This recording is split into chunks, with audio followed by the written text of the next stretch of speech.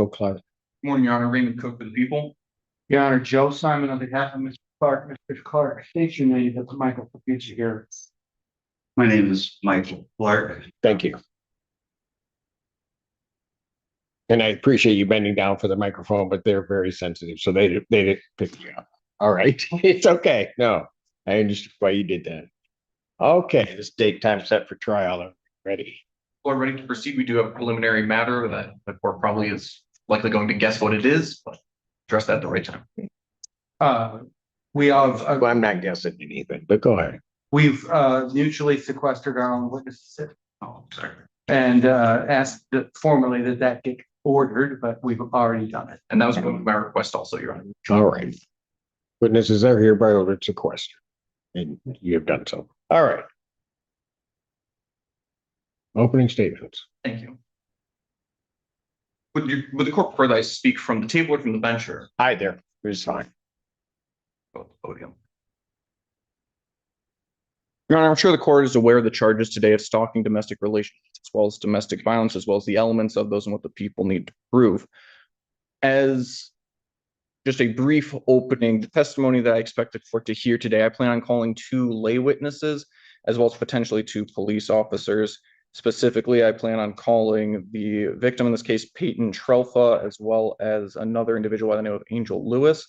The testimony and the evidence that I expect the court to hear will be that the defendant and Miss Trefa were in a dating relationship for a relatively short amount of time, and that Peyton wanted to end that relationship and told the defendant in no uncertain terms multiple times that she did not want to talk to him anymore and that she hoped he would respect that and do the same. Nonetheless, the defendant continued to message Miss Trefa, continued to message Peyton, and would leave coffee or left coffee for her in her workplace locker and approached her at work.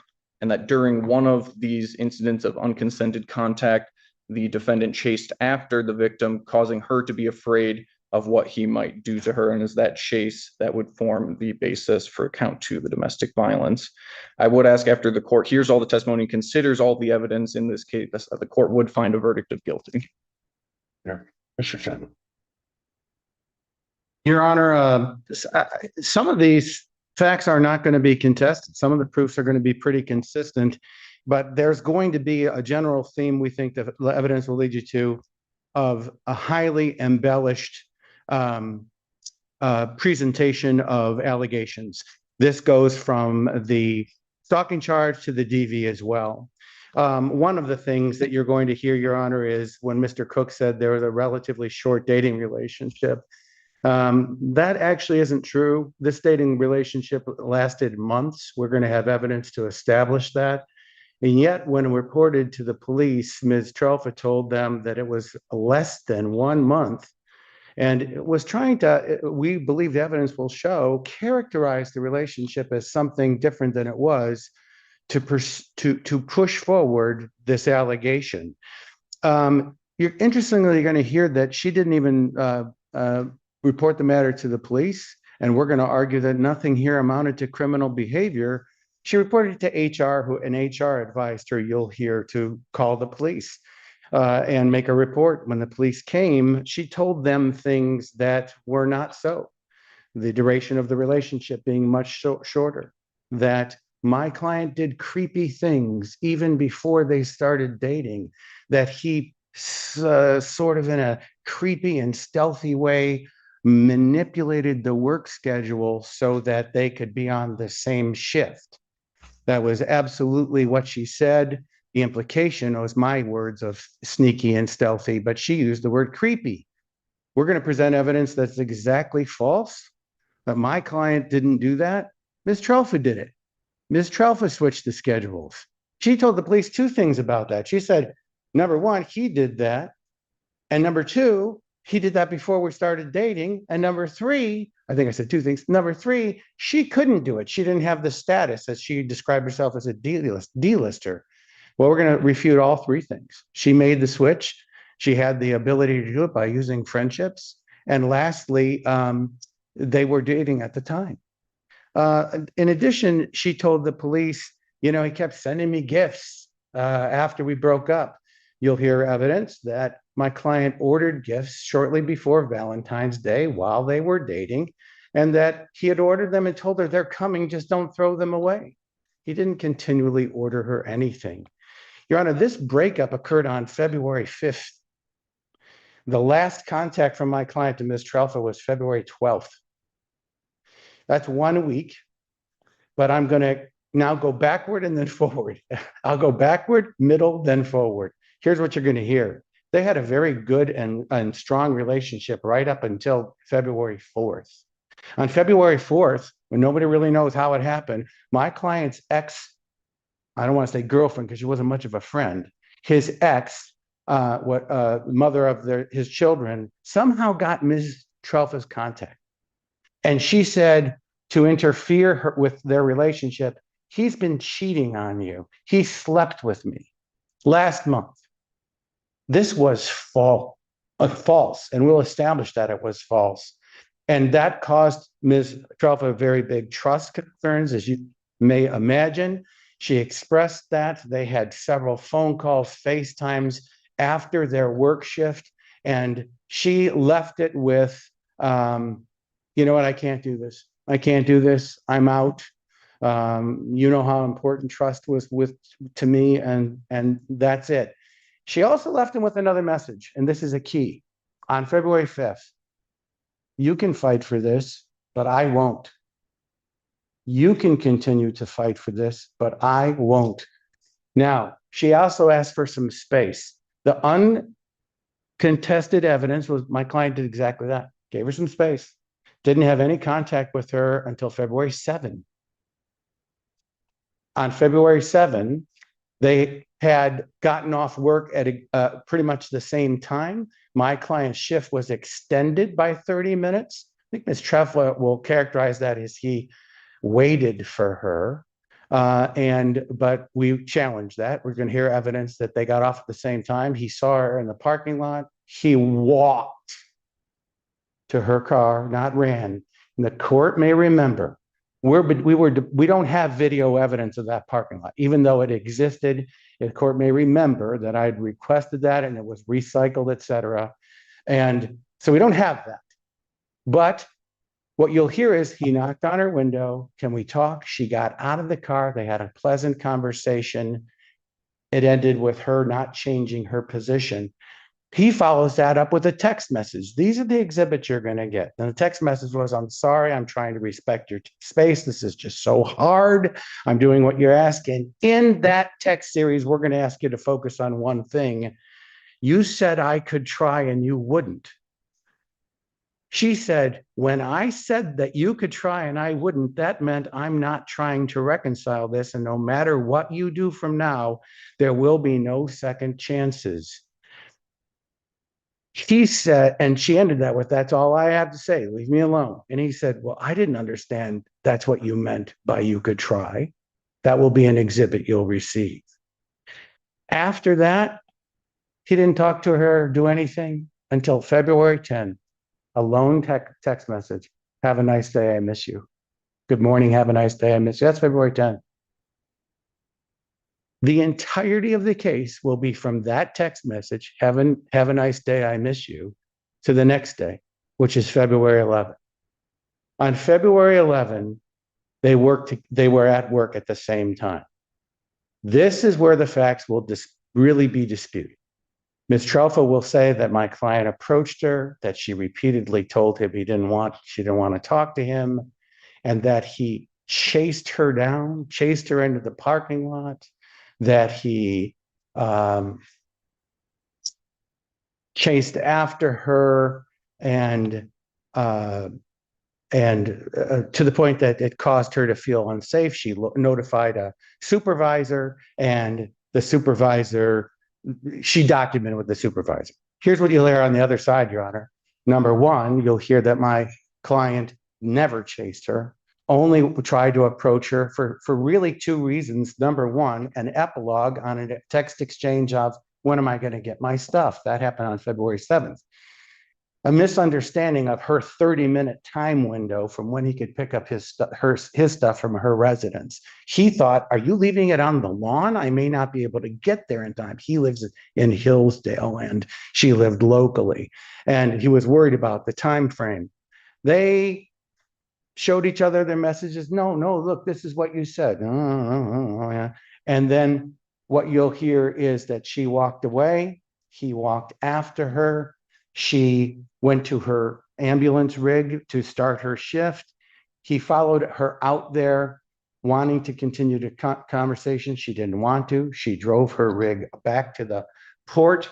He walked back up to her, not ran, walked, and handed her something she dropped, a device for her shift. Held it up to the door. She opened the door. She grabbed it. That was it. There was no more contact between them. Supervisor contacted my client, said the same supervisor that Ms. Trefa contacted said, hey, listen, Michael, it's your best interest to just let this go. No more contact, no more thing at work. And he said, okay. And he said, I'm going to sit here in my car until she goes away, and then I'll leave and I'll be fine. He abided that advice. He abided that advice. It was not an order, but it was advice. The only thing he said was, but wait a minute, we have an arrangement to get my stuff the next day on February 12th. He said, that's fine. There was a brief exchange in text on the 12th that she replied to as well about the stuff. Where's my key? It's in your locker, that kind of thing. That's it. Oh, I forgot, Your Honor. February 11, my client did put a coffee and say, have a nice day, or words to that effect, in her locker. And the thing about that is they put things in their lockers all the time. She put stuff in his locker as a gift. He would put stuff in there too, but maybe that was not wanted. But that's it, Your Honor. February 10, the loan text and the events of February 11. Now on February 11, I have spent so much time trying to get video, and I showed Mr. Cook today. I don't think I can authenticate this and admit it as an exhibit. I finally got from a Honigman lawyer representing HVA last night. I can show date stamps and time stamps, some video that of February 11th. The other incident is gone, long gone. I showed it to Mr. Cook, and it has gaps. It's a weird system. It leaps forward 30 seconds every now and then. I'm going to be using that video to refresh witnesses' recollections because I don't have a witness to authenticate it as an exhibit.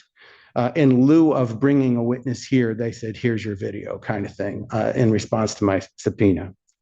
But then, Your Honor, there was one more contact. Not to my client, to her. She went on a vacation. That's why he ordered the Valentine's gifts ahead of time. He knew she was going on a vacation, and she was with a mutual friend on the vacation. He contacted the mutual friend. He said, can I talk to you? What's up? And why did he do that? He got the smoking gun. He got the evidence that showed his ex lied about everything. Do you think Peyton would want this? I'm condensing. The exchange is longer. And she responded basically, no, she wouldn't want it. We already know. That knocked him off his socks.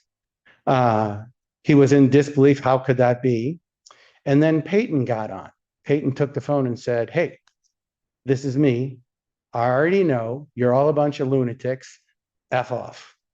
With that, he knew that even by clearing his good name, if you will, and by getting the truth out there, there was no reason to ever communicate with her again. And he didn't, and he never even tried. She came back from vacation. She had the meeting with HR that was scheduled before she went on vacation. They said, make a police report. The police came out, and she told the police a very different story, as I've outlined. The police left that day, you'll hear, with an admonition to each of them. Now, she's not a party to the case, so they can't make orders, but it was advice. Don't contact each other. My client abided. But you'll hear evidence that she called my client that very night. That very night, the day she reported, which is February 22nd, 2026, about 5 hours after the report, she called him. He let it ring through. He wasn't on a bond condition, But if he had been on a bond condition, what would Your Honor have instructed a defendant? Don't even answer the phone. And that's exactly what he did. He didn't answer it. It rang multiple times. Was his heart aflutter? Yeah. Did he probably want to answer it? Yeah, but he didn't. No voicemail was left, but we'll provide evidence of the call. That was told to the police, by the way. No epilogue investigation on that. There was one more contact, Your Honor. And I think that I'm offering this to show Ms. Trefa's state of mind, because one of the key elements here is, did she feel actual harassment? That call, I think, is going to be excellent evidence of why that isn't so.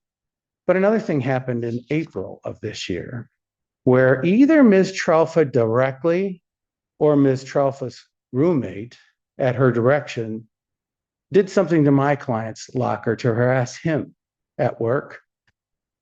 And there's such specificity with what they did to the locker that the information that was there could only have come from Ms. Trefa.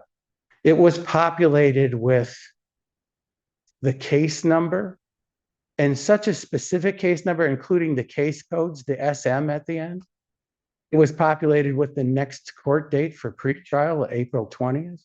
It was populated with the date of the complaint. It was populated with such information that only one real person really could have. Oh, well, I mean, there are public records, but the inference will be very strong, beyond reasonable doubt. We say, even though we don't have that burden, that was at her direction or she did that directly. Again, that's April 8th of 2026. This all goes to the state of mind that we ask the court to consider. This is not anything other, we'll argue, than a sudden shift, an end of a relationship that puts somebody into a funk and a broken heart, who wanted to salvage his good name in his relationship, the person that he loved, for a short period of time, that never achieved criminal behavior. And Ms. Trefa's own actions demonstrate that that's not how she earnestly felt about it either. Something funny happened when she talked to the police. She tried to slant it in a very different way, and then she became very invested as a victim. And that's why she did what she did in April of 2026.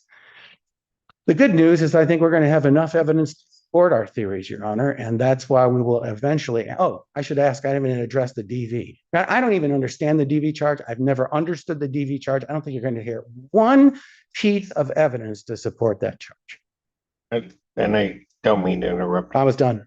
Okay. That's shocking. Oh, I'm kidding.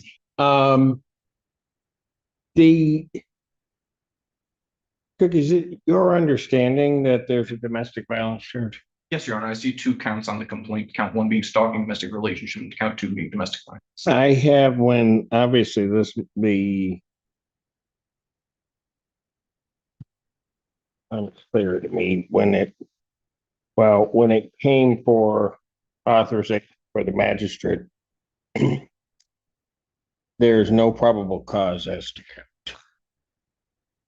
I felt that way from day one, so I didn't know that. That was not reflected in our notes, so I was not aware of that, but I appreciate the court letting me know that the people would be willing, the people are still able to proceed on the complaint as it was found by the magistrate. Okay. It's just the one count of the stalking. Understood. Thank you. Thank you. And I didn't say formally for the record. That was the conclusion of my formal remarks, and we'll be asking the court to find a verdict. Thank you. Can they call your first witness? We'll call Peyton Trefa.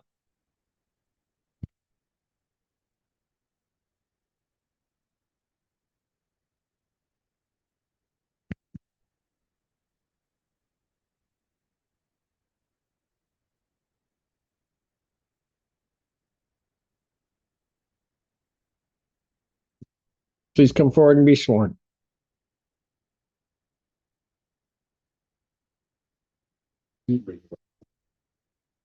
Sound swear from the testimony about to give it be the truth, the whole truth. Thanks.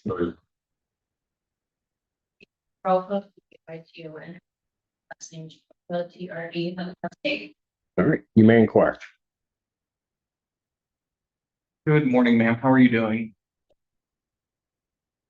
I'm going to be asking you a few questions here, and just as some background, do you know an individual by the name of Michael Clark?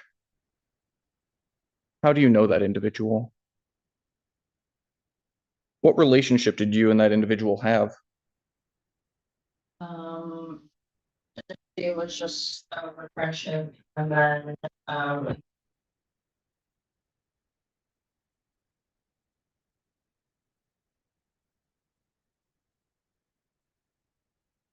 When you say you had a relationship for about a month, what sort of relationship are you talking about?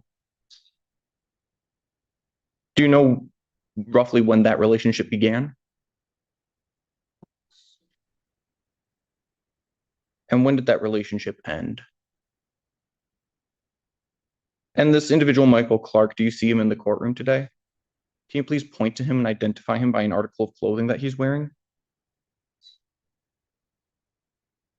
Mr. Simons, I believe, is blue. So if the record may reflect that those witnesses identified the defendant. That objection record still so reflect.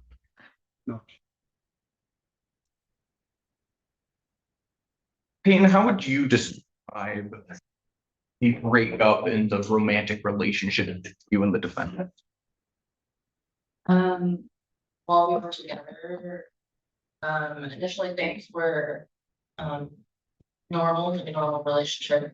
We had been arguing, a lot throughout the relationship. And it had ended over time. Who ended the relationship? Why did you end that relationship? I had been reached out to and was told that he was cheating on me. So What day did you end the relationship? Do you remember?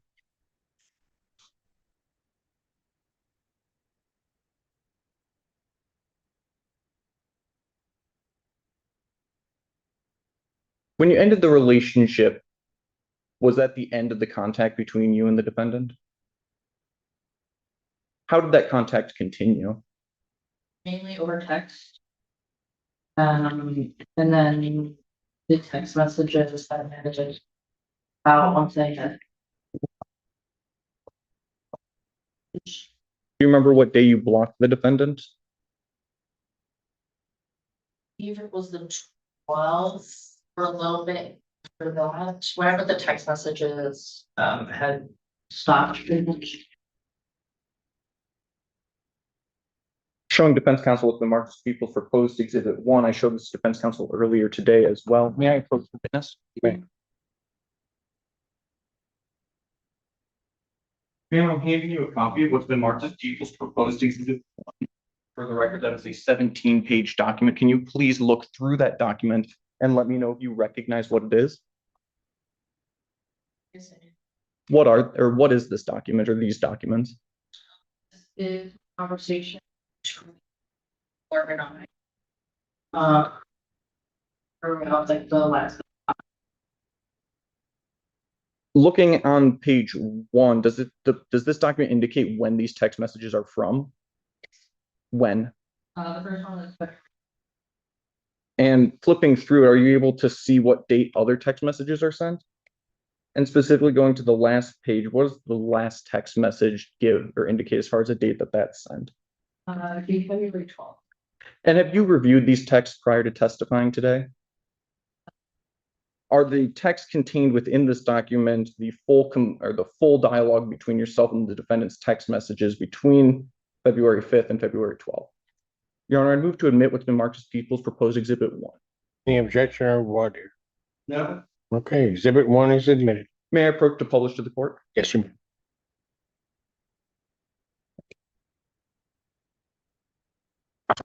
Ma'am, looking at these text messages, there are some text messages that are in blue and some that are back with gray. Which text messages are the ones that you sent? All right. And so starting with page 1, that long blue message, just for clarity, you sent that one? All right. Looking at these text messages, How many times did you tell the defendant that you did not want to talk to him? Throughout the text messages, there's a lot of different times that I had explained that I did not want to talk to anyone.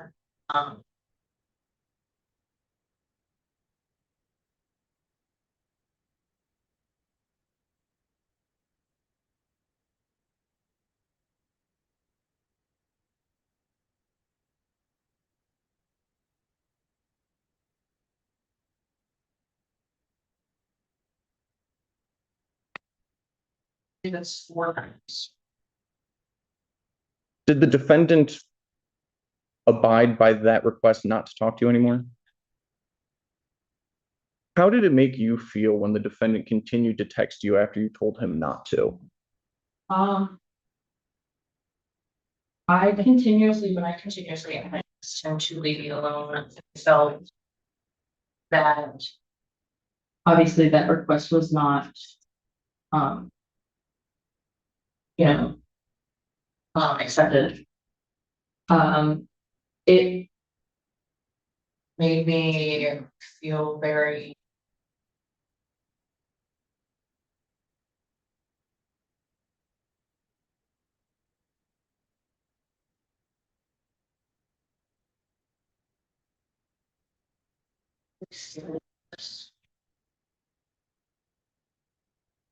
What about it made you scared?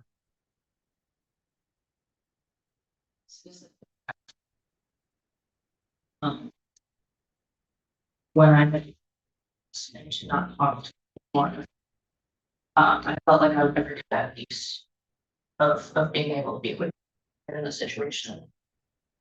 What about the 11th specifically made you scared? When he followed me out into the parking lot at work. Where do you work? Is that at 1200 State Circle? Is that here in Pittsfield Township, Washtenaw County, state of Michigan? You said something happened that day. Were you working that day? What shift were you working? Was the defendant working that day? What shift was he working? Do you know? What happened at work that made you concerned? I was in our resupply room and he had attempted to come up to me and talk to me. And I said like multiple times that I did not want to talk to him. I wanted to be left alone. And I had texted my supervisor and asked him what I should do, as I had been reporting to my supervisor about everything that was happening. Because there was already HR involved, so I was just making sure they knew everything that was going on. And I had left out the back door for resupply after I had texted my supervisor. I want to focus on what happened in that resupply room. You said the defendant tried to talk to you. Do you know what the defendant was trying to talk to you about? He wanted to talk about the breakup and he just wanted to talk. Do you remember specifically what the defendant said?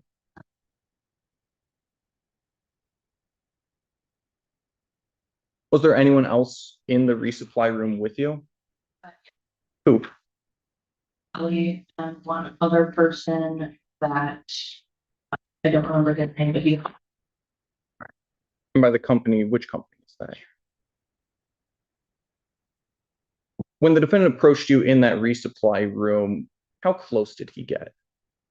I'd say it was about like me to like. And just for the record, you're pointing sort of at the armrest in the witness box, that maybe like a yard. Would you say that's a fair approximation? Yeah. Okay.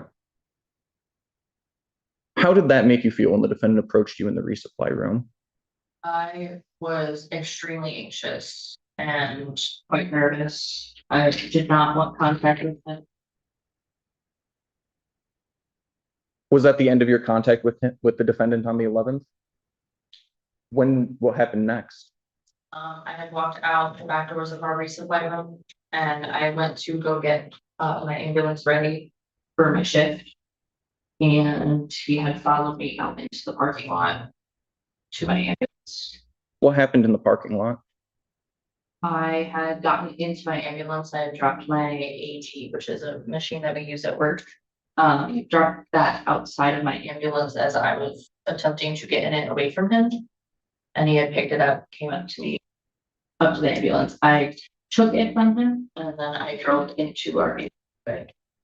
When you say the defendant came up to you, how quickly was the defendant moving? Was it a walk, a run? It was to me in the moment, it seemed like a speed walk kind of towards me. And you said you drove your ambulance to a different location. Where was that location? It was from where it was parked. I just pulled it out and up into our garage bay, which wasn't too far away, but I don't know, not like a exact. Like, Was that the last time you had contact with the defendant on the 11th? that What happened after you moved your ambulance? What did you do then? I pulled it into our garage bay. I had gotten, sorry.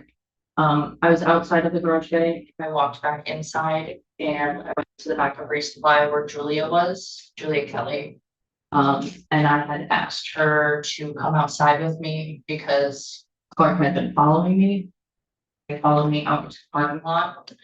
And then I asked her to come help me pull my truck in the garage so I wouldn't be alone.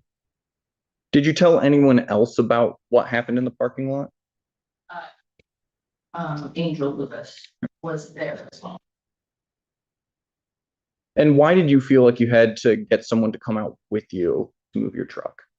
I had continuously that day and prior to that day, and asked Clark to leave me alone and to stop contacting me and just not come up to me and talk to me. And he did not respect that. And he had followed me out to the parking lot and made me fear Fear for him or for something else? for my safety.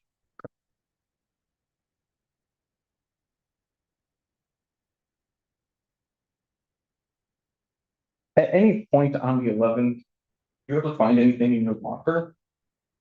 Yes, there was coffee in that locker. Before you go on, I need something clarified. You said feared for your safety. Was there anything prior to that point that the defendant had done where you felt it was a threat to your safety? Other than him, continuously contacting me and. Right, I get the context. You made a specific statement about a threat to your state. And so I'm trying to figure out what you mean by it. When he had followed me out into the parking lot, when I had to not talk to me anymore. And then he had followed me out and I wanted to be. Right, but I guess the way that it was said, I just want to make sure I have context to it. Was there a fear on your part that he was going to do something? Yes, What? I don't know. I was fearful for my safety. I didn't know if he would do anything. I didn't know if he. Had there been anything in the past that would be indicative of him where one might perceive that there's a threat? That he had done something in the past that? No? It was just your belief that he was going to do something? Okay, go ahead. For some additional context, when you're out in the parking lot and going to your ambulance, what time of day is it? I was at nighttime. It was around 11-ish at night. Was there anyone else around at the time? Outside, Angel had been in the parking lot. I don't know if she seen anything. I don't know what she specifically witnessed, but I know that she was out in the parking lot, in our separate parking lot. Okay. When you were walking to your ambulance, were you walking with like a partner or were you on your own?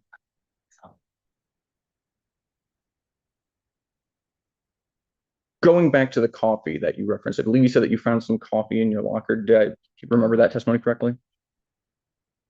Do you ever photograph that coffee? I believe I did, and I believe I have that. here. Going defense counsel Marcus Peoples proposed exhibit 2. May I approach the witness? Right. I don't object to it. All right, exhibit 2 is admitted.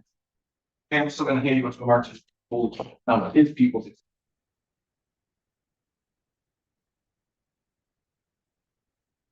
What's in that picture? The coffee card I left in my locker with the note. And I have an extra copy. May I publish to the court? Me.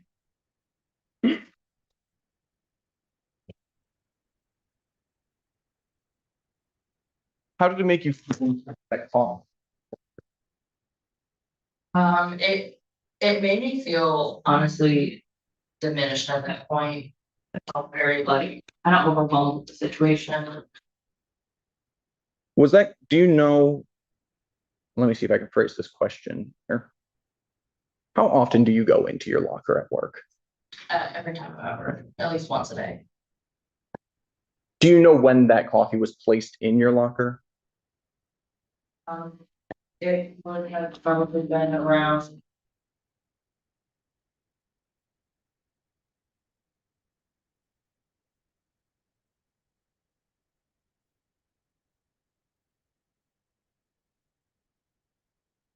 Around 5:24 on the 11th. And do you know who put that coffee in your locker? It would How do you know that? He sent a message to me and said that there was coffee in my locker.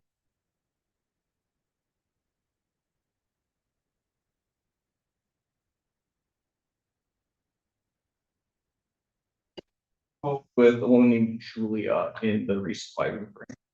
You ever reach out to your Said supervisor? a yes. Okay, good. You ever reach out to your supervisor about anything that happened between you? That day, yes.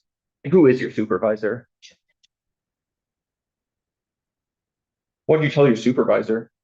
I had explained to him that clerk was in resupply and he was not leaving me alone. I was unsure what to do because I was scared. Showing defense counsel with marked Peoples proposed exhibit 3. No objection to it. Exhibit 3 is admitted. Can I approach the witness? Me. And I'm gonna have to copy for the court. Yeah. And just for clarity, what is this document I put in front of you? This is the conversation between my supervisor and I. And when you, are your text messages the one in blue again? Yes. When you say I'm in I believe at the top there says, quote, I'm in resupply and Michael won't leave me alone. Is that referring to the February 11th incident?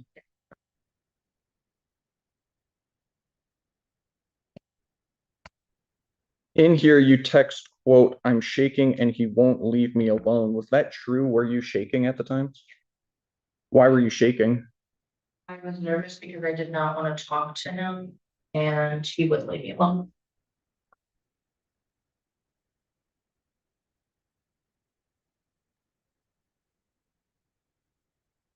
After the 11th, did you and the defendant have any contact? Person, no. What about over text? Other than what was the on the 12th. He had contacted me and asked if I had this. And then going back to People's Exhibit 1, the final page there, it looks like at the end you blocked the defendant. Is that true? Did you report this incident to police that day on the 11th? When did you report this incident? To the police, I should say. I don't remember specifically what day it was, but I believe it was the day after I had gotten back from Peyton. Would looking at the police report refresh your recollection as to when you reported this? If I may approach the witness, Your Honor. Right. For the record, I'm just showing you the cover page of Pittsfield Township Police Report 26 One, you can just take a look at this and let me know when you're done.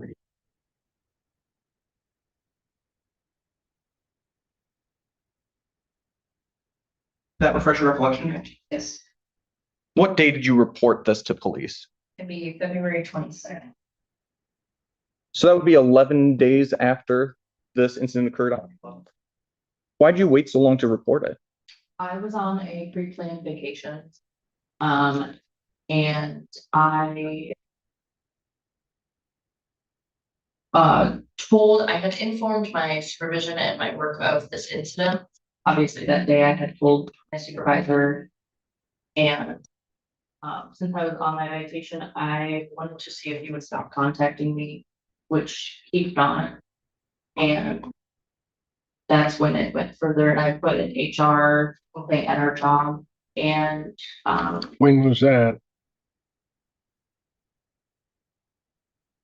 I believe it was the 11th or the 12th, or no, the 11th or the 12th, that when I told my supervisor about it, he had put in an HR complaint about the situation before I had left.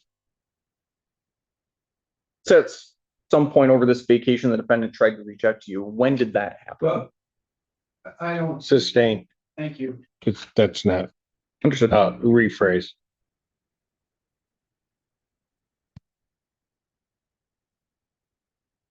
What happened, if anything, between yourself and the defendant while you were on vacation?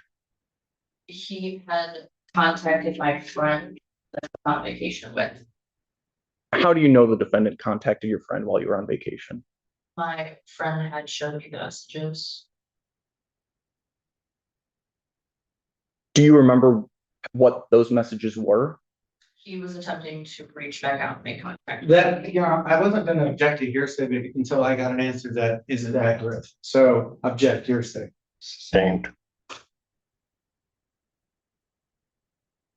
Did you ever reach out to the defendant while you were on vacation? Since the final text message, Sorry, I just want to make sure I heard that. Did you ever try to reach out to the defendant while they were on vacation? She said no. Thank you.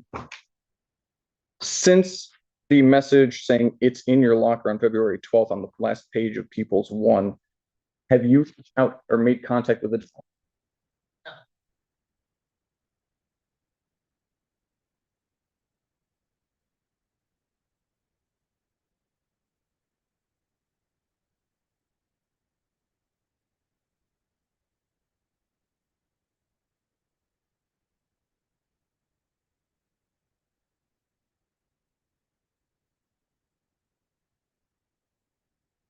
If I can have just 1 second, please, Your Honor. Well, you do that. How long was your vacation? He's Starting on the 12th? starting on the 14th.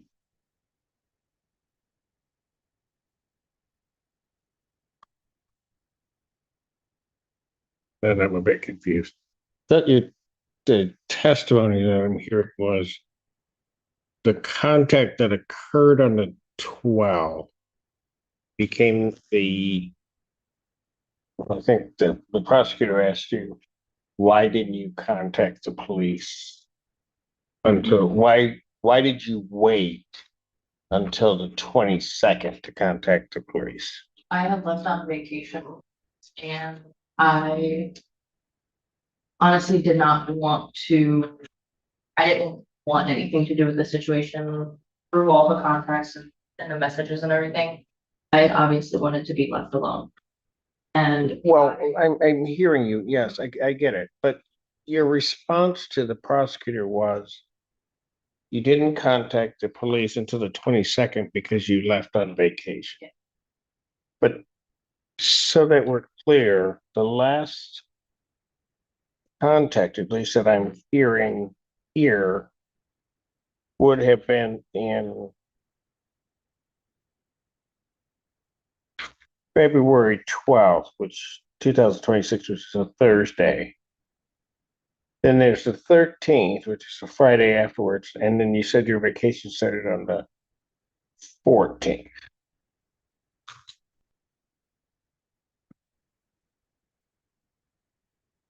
And now at least I'm hearing that there's a different reason why you didn't, after the 12th, contact the police. I just hadn't contacted them. To like, vacation and then. I did not want, I wanted to be left alone. I had contacted them. Once I put my HR report in at work, once I had gotten back from my vacation. They asked me to put a police report in, Who advised you? our HR coordinator. I just want to try to get this timeline correct. On the 12th, you said there was contact with HR on the 12th. What then happened on the 13th? I had left for vacation. So I contacted HR on the 12th about the incident. They did not reach back out to me until I had gotten back.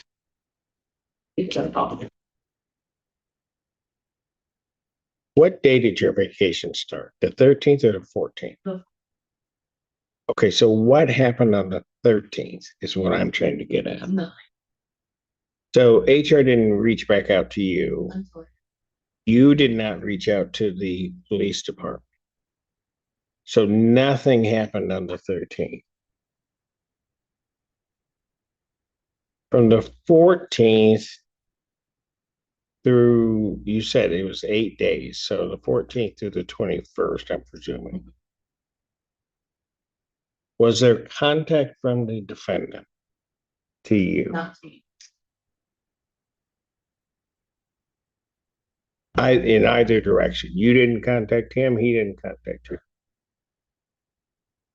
On the 22nd, prior to contacting the Pittsfield police, what happened that led that to occur? To me to contact the police. Yes. I had spoken with HR and I had put in an HR report.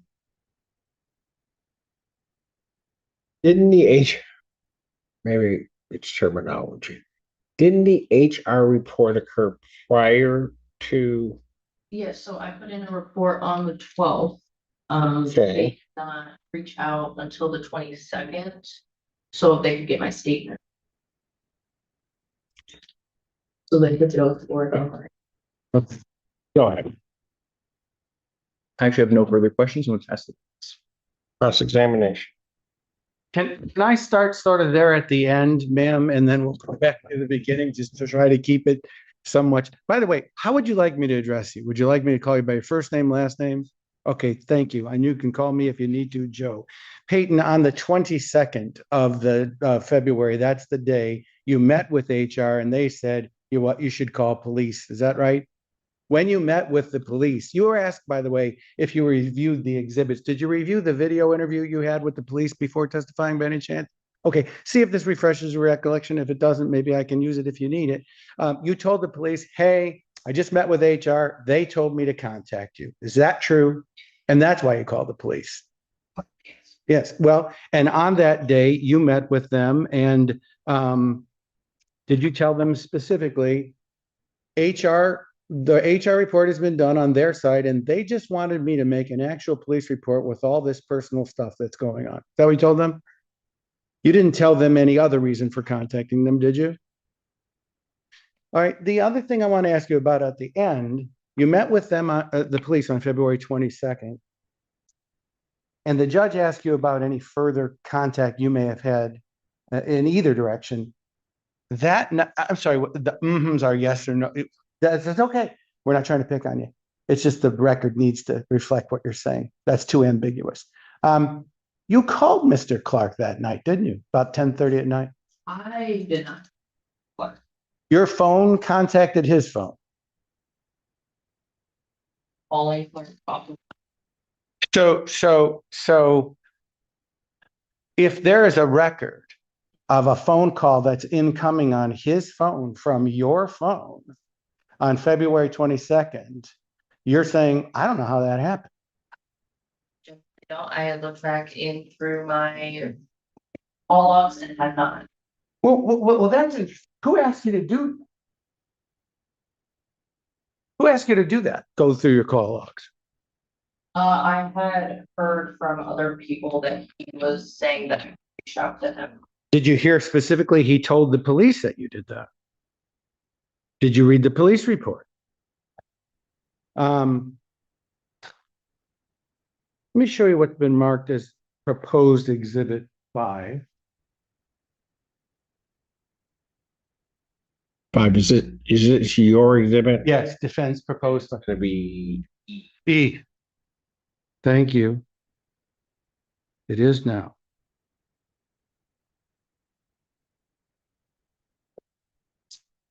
Ma'am, that is not anything you can authenticate, as we say in the law, but having looked at that screenshot, 10:43 p.m., a call from your number. Is that your number? Yes. And do you admit making that call at 10:43 p.m. to Mr. Clark? Is it, did somebody else at your request? Did you live with Angel Lewis? And she's one of the people here today to testify. And did she make the call to your knowledge? All right, let me have that back if you don't mind. Then I'm gonna go backward and then forward again one last time, and then I'll go in order, I promise. Going backward, you told the judge and you told Mr. Cook that you didn't contact my client during your vacation. Is that true? Didn't you specifically grab your friend's phone, say, hey, this is Peyton, and start communicating with him? I did not start communicating with him. We had sent that message. May I object to non-responsive and I'll sustain that, and I'll ask you to re-ask your question. And go ahead. you had told Mr. Cook on direct examination, and you had told Judge Simpson that you did not communicate with my client on vacation. I ask you to repeat that just now as a predicate to the next question, and you confirmed that's true. So then the question was, isn't it true that you grabbed your friend's phone and texted Mr. Clark, this is Peyton, and texted him 2 text messages? 2 text messages, I do not remember. I do remember sending him one saying to stop contacting me. So you actually did communicate with him, correct? Yeah. Okay. So let me tell you, if you see if this is accurate, and if you need something to refresh your memory, I will be glad to help you. Isn't it true? Let me back up and set the stage for this. Did you become acquainted while you were dating with Mr. Clark with the mother of his children, Gwen? Did you become knowing who Gwen was? Just knowing who she was. Yes, I know who she was. And Gwen started to contact you at the beginning of February, correct? And you have no idea how she even got your number, true? She reached out to you through other social platforms. Did you want that contact from her? Okay. Gwen had told you, hey, Michael's cheating on you, right? Yes. And that violated your trust, wouldn't you agree? Hurt you deeply. Then Gwen, fast forward to February when you're on vacation, or maybe shortly before, she confessed to you that she lied to you. Isn't that true? And Mr. Clark had been maintaining that that was a big lie all the way. He was trying to tell you that she was lying. Isn't that true? And when you texted him from your vacation, you said, look, buddy, he said, I'm paraphrasing, I know. She already told me. And it still doesn't matter. I don't want to have anything to do with you. Words to that effect. Yes? Okay. Remember I said we'll go backward, forward, and then I'll go right to the beginning. Here's the forward. As this case was pending, you became an active participant in it. Would you agree? You wanted to keep informed? Yes. You talked about the lockers at work at HVA. This is not like a male-female locker room, is it? It's like a common area where employees can gather, right? The lockers, maybe they're capable of being locked, I don't know, but they're not locked, are they? And you have left gifts in Mr. Clark's locker, right? Let me show you something that might refresh your memory on that. Let's go to the day before your breakup.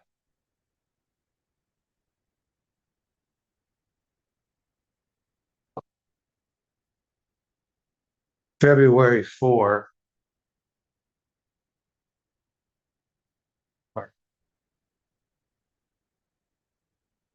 I'm going to show you, this is not marked as an exhibit yet, just something that might refresh your recollection. Just review that whole thing. And the only thing I really want you to focus on is the last page, but I'm trying to make sure the date stamps are all there.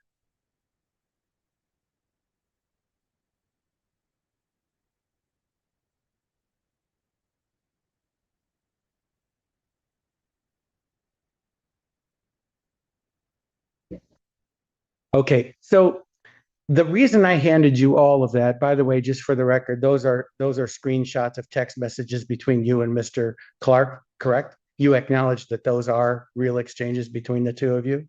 They're dated February the 4th, 2026, is that right? And they end with you leaving a present in his locker, right? And you did leave. You said, just as you testified that Mr. Clark said coffee in your locker, you testified to him or texted to him on February 4th, present in your locker. Yes. And you left a present in his locker. He was actually in the lunchroom and I had taken it after coffee and breakfast. And I had actually brought it into the lunchroom. From his locker? That's where you left it for him to find. Okay. Speaking of the lockers, you knew which locker was his, obviously, right? In April of this year, back up. In your job, you have access to hazardous materials, right? Sometimes you have to handle them. And when you handle them, there's protocols you have to follow, I'm imagining. And one of those includes putting biohazard stickers on things. Would you agree? Biohazard stickers have fields of information. Would you agree? In April of this year, didn't you take Mr. Clark's name tag off his locker and replace it with a biohazard sticker? Did you witness someone do that? You had direct knowledge of who did that, didn't you, ma'am? You supplied the person who, do you know, did you see it? You're aware of it? Yes. It had specific fields of information. Would you agree? Tell me if I'm right or wrong. It had the case number. You didn't supply the case number of this case to anyone? Right down to the digit of what we call the case codes, the SM at the end.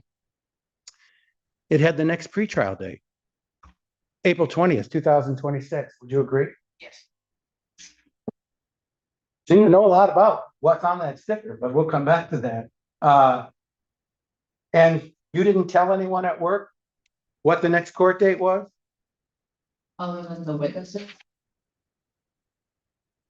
Well, you didn't know who the witnesses were in April of 2026, did you? I was witness actions of what we had done. No, I'm talking about in putting the sticker on the. I was not actively out. Who did you provide April 20th, 2026 to? Other than the people that were here, nobody else.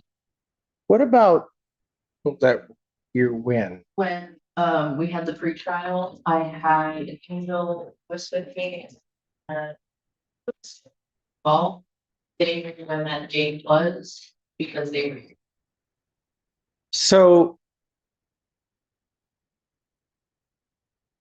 are you familiar with the nickname Tobis? Yes. Whose nickname is that?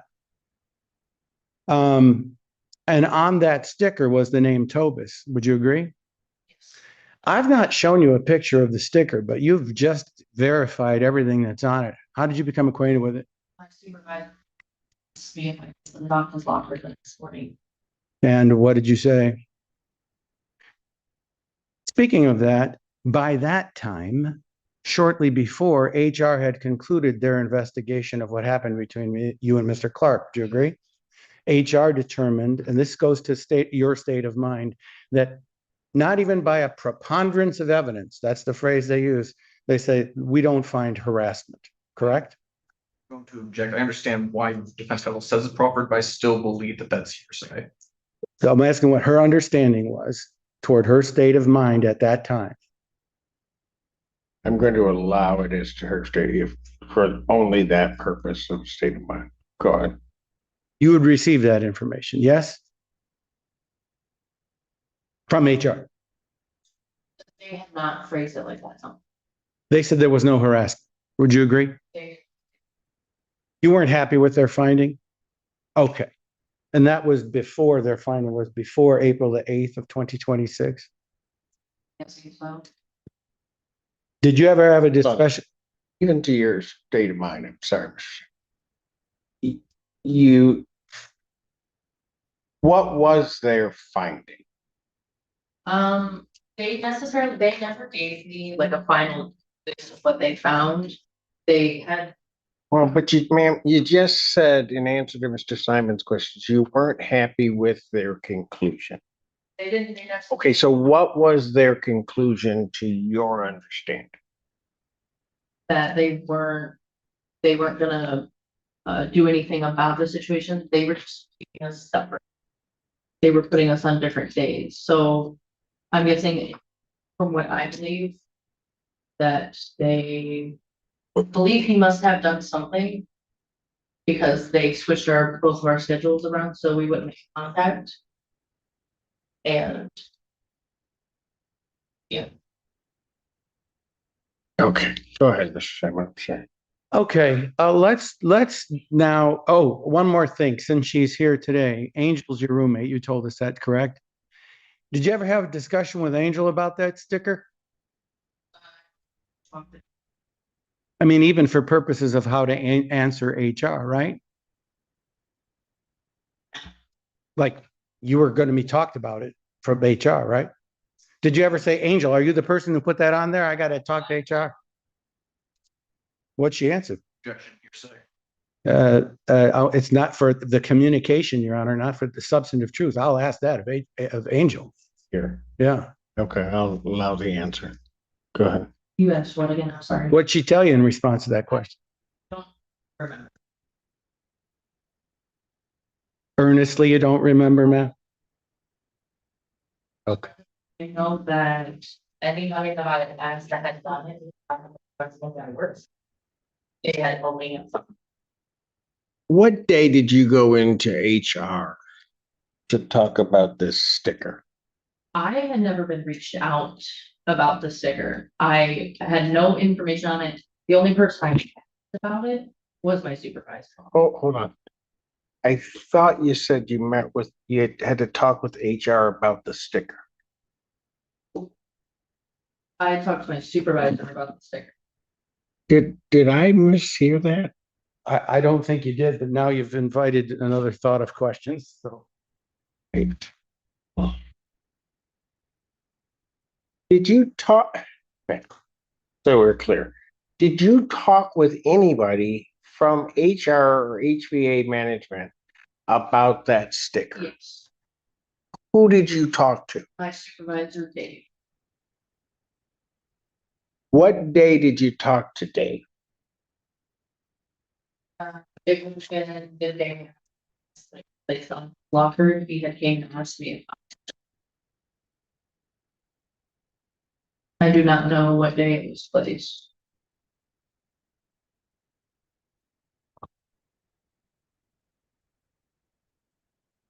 But it was. Correct me if I'm wrong, because it was the day after the pretrial date where the date set was April 20th. Is that right? I don't know when it was placed on his locker. Okay, but when you talk to your supervisor, it was before the 20th of April, right? I honestly don't remember when it was. Go ahead, Mr. The judge's question invited another set of questions. I didn't mark this as an exhibit but I am now. I'll bring it to you in a second. But I just need to make sure what the judge asked you at the beginning of that is that I heard it right. You said you never saw the sticker. Correct. So I'm now going to approach you what's been marked as defense proposed D as in dog.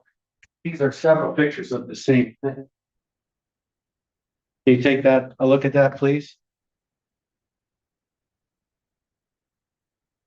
When I ask you questions, you express personal knowledge of the following things. Let me make sure I get there. That the case number was placed on that sticker to the extent that it was the complete case number, including the case codes -SM. And you said you knew that, right? Yes? You see that on that picture there? Okay, we haven't moved to admit it yet because you say you've never seen it before. Did you ever see it since, by the way? Did you have to look at it? I said the date of the next pretrial of April the 20th, 2026 was on there. And that is what you're looking at. Would you agree? I also said that the exact date of the complaint that's alleged here of 2/11/26 is on there. That's on there, isn't it? Also, the nickname, it's Tobis, that's on there. Who provided you the personal knowledge of all those very specific things that was on? He said things like I just said, the case number down to the SM is on there. He said, who's Tobis? He didn't have any idea what Tobis was, did he? Objection. Speculation. I don't know how she would know what. He had no conversation with you about Tobis. Would you agree? He had no conversation. Objection. Go ahead, Mr. He had no reference point of what 4/20/26 was. Would he, or did he? He didn't ask you. Okay, and didn't tell you that was on there, did he? That's a no, ma'am. You shaking your. Sorry. I believe he did tell me, he told me what was on the sticker. He did tell me that. He did not tell me how he knew what, or it was not on the locker and.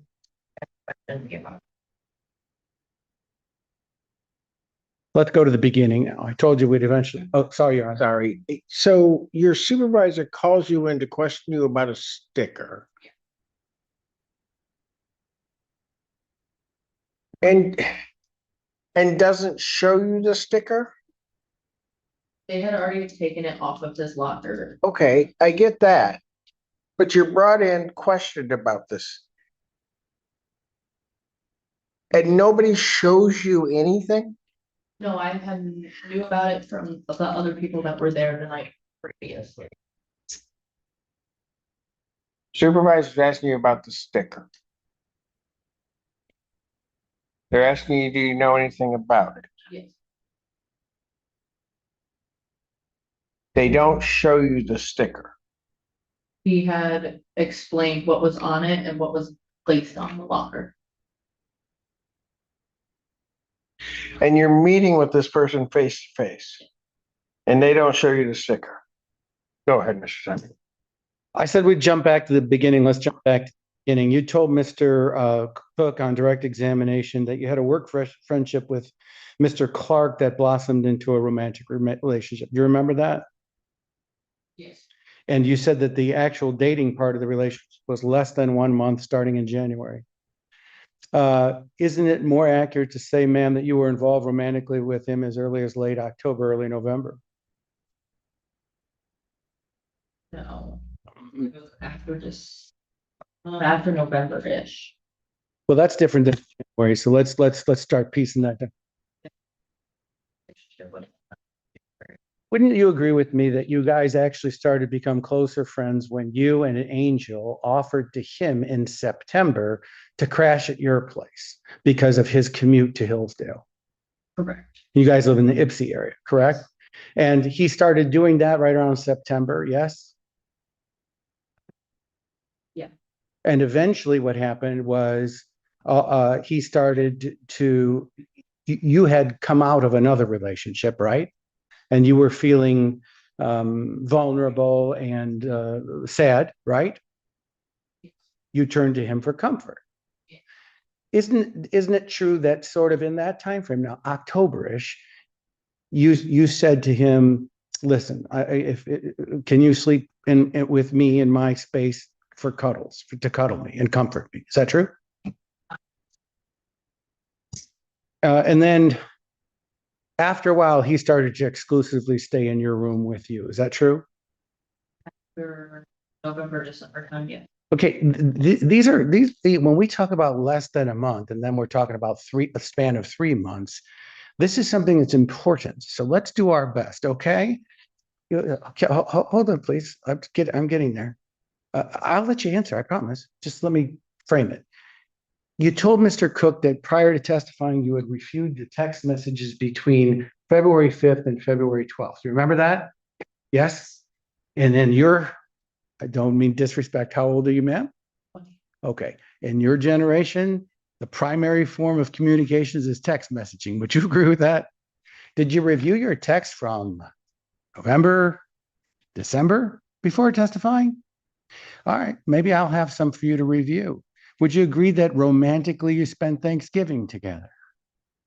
Romantically, in a romantic relationship. Would you agree that you spend Christmas time in a romantic relationship? Okay. Would you agree that How does the relationship start in January? So we had not officially gotten together. We were friends up until January. We had been romantic with each other, sexually, yes. But we had not been. Yes, when? So just so I can clarify that, yes, that last yes. Sexually, romantically in early November through February 5th. True or false? Sorry, can you repeat? Sexually romantic. I use the words that from early November through January or February 5th, 2026. Yes? And I said November, which was November 2025. Okay. In fact, on December 19th, maybe as a thing of Christmas shopping, you were in a Barnes and Noble and saw a coworker. Is that right? Jojo?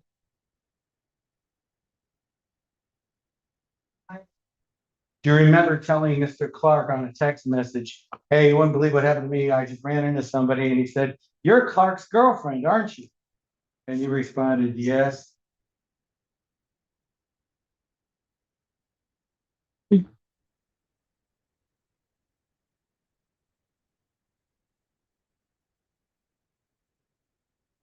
And again, ma'am, I'm going to give you sort of a stack of things, but the stack isn't relevant. It's just to get the dates correctly. And I'm gonna, sorry. Here's the. You can have just a second to look through. This is the Yeah. first time seeing these though. Yes. Ultra. Are there a lot of them or? So, Your Honor, in order to make sure the dates stay sequenced so you can't manipulate that, I've put a lot in there. There's only a very short is the relevant part. I just put the string in there to show that the dates weren't All manipulated. right, here's what I'm gonna do. I'm gonna take about 15-minute recess, come back at 1:45. We'll recess. Thank you. May step down me. Court's in recess. And the sequestration order remains in effect. Yes, sequestration remains in effect. And we'll make sure they're not talking.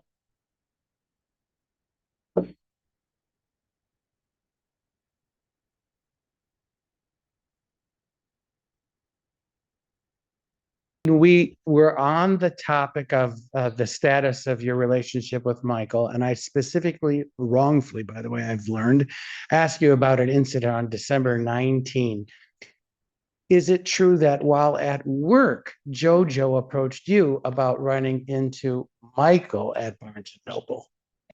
And he asked you, you're his girlfriend, right? Yes. And you confirmed that.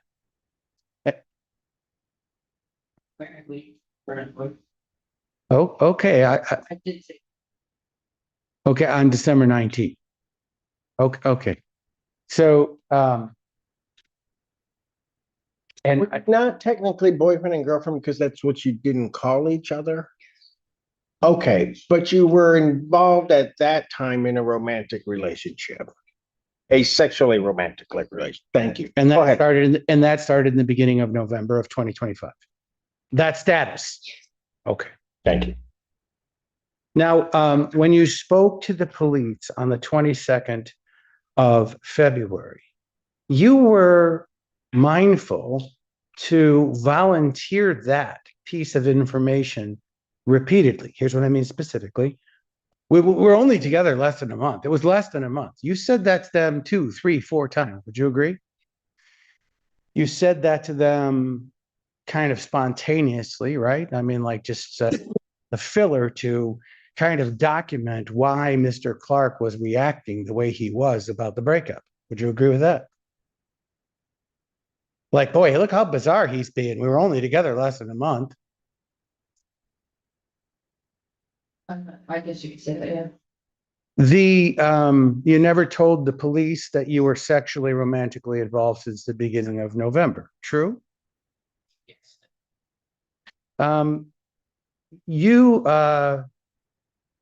The status of your relationship with Mr. Clark, in fact, was very solid up to the date of February 4 when you left that present in his locker. Would you agree?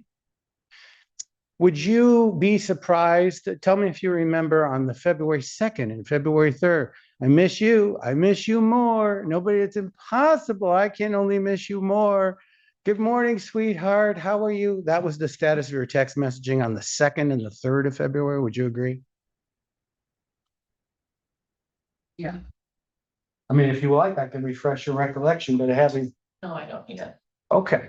And then on the 4th, that's when Gwen reached out. Yes? You were working together at that time, you and Mr. Clark. You were on the same shift. And you started to get withdrawn, right? Or I'm sorry, I said text again. I'm just not of your generation. Some other means of electronic. Okay. How did you come about the information? She had that. Okay, thank you. And then while working together on the 4th, you became withdrawn. You were not happy. You were sad. Is that true? Finally, and I'm speeding through this. Finally, he was asking you, what's the matter with you? Are you okay? What's wrong? And you finally spilled the beans. You've been cheating on me, or worse to that effect. True? He denied it immediately, right? And he begged you not to trust Gwen as a source of information, right? And you expressed, to Mr. Clark, you know how essential trust is to me, and now my trust is gone in you. Okay. Does Angel know Gwen? No. Okay, go ahead. You got to make counsel approach really fast. It's relevant to that question.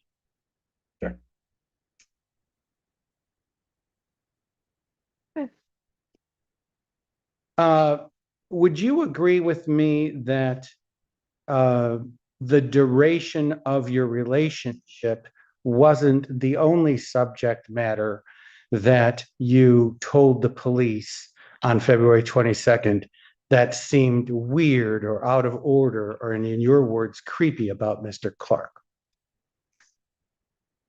Did you say specifically that he was sending you gifts and repeatedly? But you knew full well that because you were going to be gone on Valentine's Day, that he'd ordered gifts ahead of time for you to be delivered. He told you so, true? He told me after we had broken up. Correct. On February 7th, in a text message contained in the exhibit that I'm going to return you, Should still be over. People's One. In February 7th, he said, as you were dialoguing, look, I got you a lot of stuff. Please, I don't want it to go to waste, or words to that effect. Would you agree? Yeah, you have no reason to believe he sent you things after that, do you? Well, but when you told it to the police, you didn't quite tell it that way, did you? I told He said he was gonna be sent. Isn't it more accurate to say you told the police he's sending things to my house, like present day? Yeah. And also, you told the police things like this. You know, before we started dating, you know what he did? You used the word creepy, kind of creepy. He got himself onto my shift, right? You told them that? I'm sorry, say it again. You said to the police that Mr. Clark, prior to you dating, worked it out so that he could work the same shift as you. I don't. Let me see if I can refresh your recollection with the video.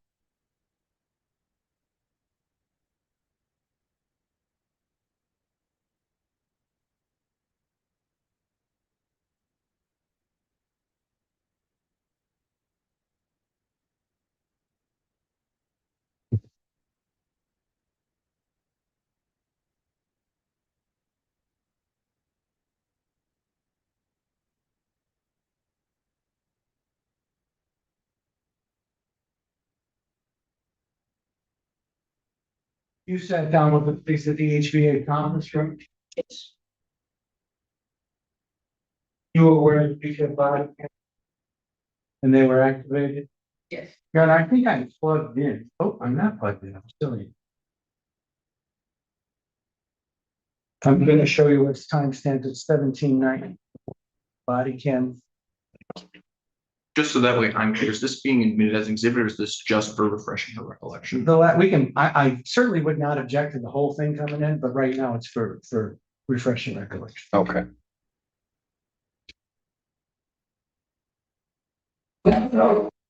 So we're working on one together. Because he was wishes. He was. Okay. Yeah, so. You know. But no, I just figured it. So. But it would just be like. Off. Sure. Here's what you told the police, see if you'll agree with. Told them that he caused the shift onto your schedule, to your shift, true? Yes, can switch with a different C-lister. Okay, just yes. You told the police that you couldn't do anything about that because you were a D-lister. And you even added, I had, meaning yourself, had no control over that, right? And you told the police in addition that that was before you started dating. Again, staying on theme with the police that you weren't dating at that time. Would you agree with me that in fact, on November 10th, 2025, you're the person who caused the shift to be on the same schedule?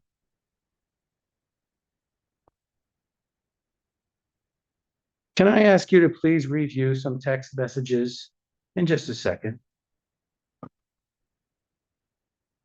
Just handing back. Okay. All right, I looked at them. If I just review these again, more information than is necessary, but it's because of dates. Let me just take. You can take a big.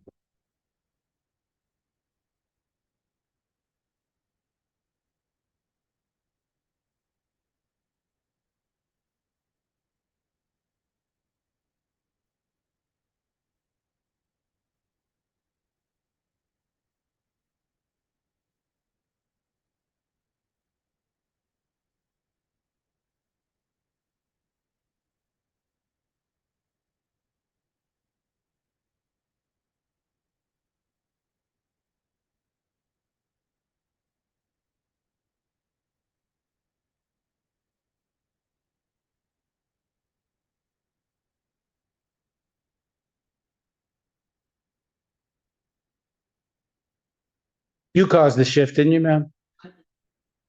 You asked a friend of yours to shift so that you could be on the same shift with Michael. Isn't that true?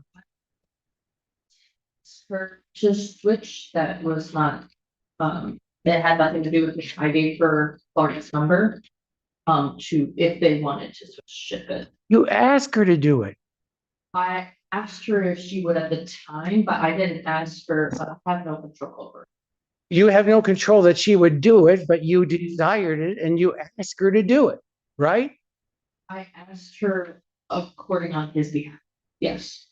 You bragged to him, look, people love me. I got it done, right? I said. I have a little pull with people, because people who like me at the company, yes. I have a little poll, meaning I got it done. You, the delister. He didn't control this. Well, if he did, why did he need your help? Didn't he say in that same exchange that Which was the other person. that- you think the police think that he had authority to do it as a C-lister? I told him that. He was able to switch on to my shift bit, that we have no control of that. You wanted to be on the same shift, didn't you, ma'am? Yes. Because you were romantically involved, yes?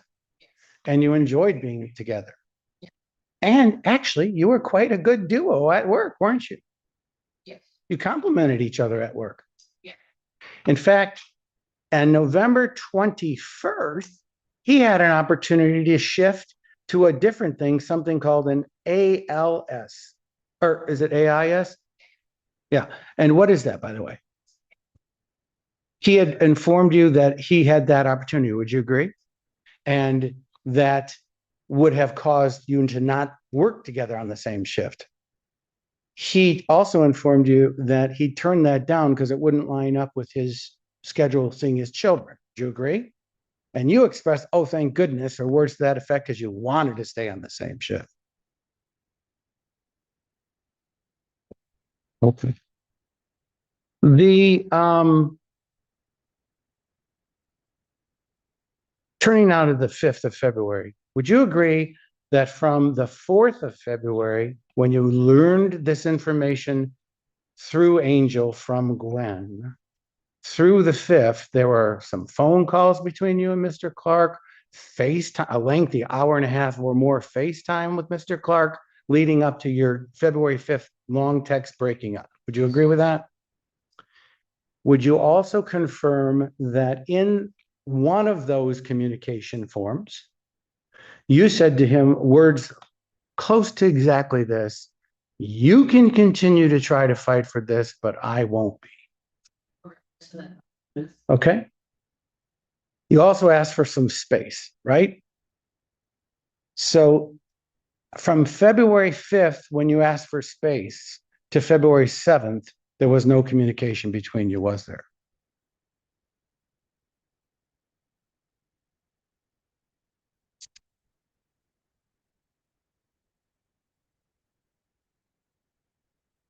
The on February 7th, after work shifts, he came up to you while you were seated in your car in the parking lot. True? Knocked on the window and said, "Can I talk to you?" Yes. You got out of the car? Yes. You had a talk. And in that talk, you had said, you know, I'm not really interested in words to this effect, man. This is not exact. I'm not interested in your denials, my trust violated, you know, move on, or things like that. Would you agree? He followed that up with a text message saying essentially, and it's in front of you, so you can say, Mr. Simon, you don't have it right. Essentially, hey, look, sorry, I don't mean to crowd you, or words to that effect. This is just so hard, and that kind of. Would you agree? Yeah. In addition, there was an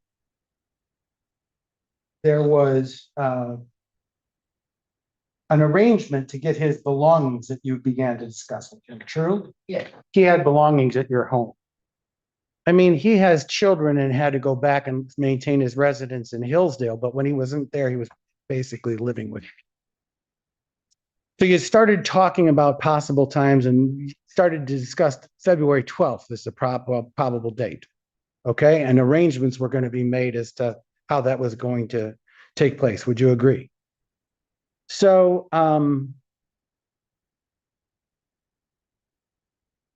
On February 7th, just to be abundantly clear, he never chased you down to your car, did he? You followed me, I was like, Well, he came up to your car and knocked on the window, right? yes. Okay. You didn't really know how he got there, but you just saw him at the window knocking. Okay. The next contact that you had was a text from him on the 8th saying, will Thursday the 12th be acceptable for me to get my belongings? And you replied, that's fine. Excuse me. That's fine. And he said, thanks for the reply, means a lot. Yeah. That's part of Exhibit 1, People's 1. Yes? Yeah. And that was the only communication on February 8th. Would you agree? On February 9th, and again, paraphrasing, so if you say it's not fair, Mr. Simon, you fill in the blanks, okay? That you have every right to do that.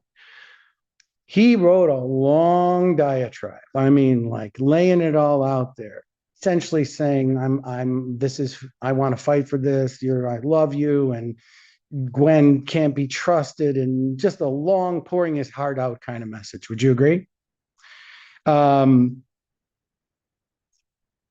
In that, you said to him, I don't want to talk to you or have a conversation about any of this. Would you agree? You added, there's nothing else to talk about. I don't trust you anymore. You lied to me when we talked about it. Okay. In other words, you weren't buying what he was selling. Okay.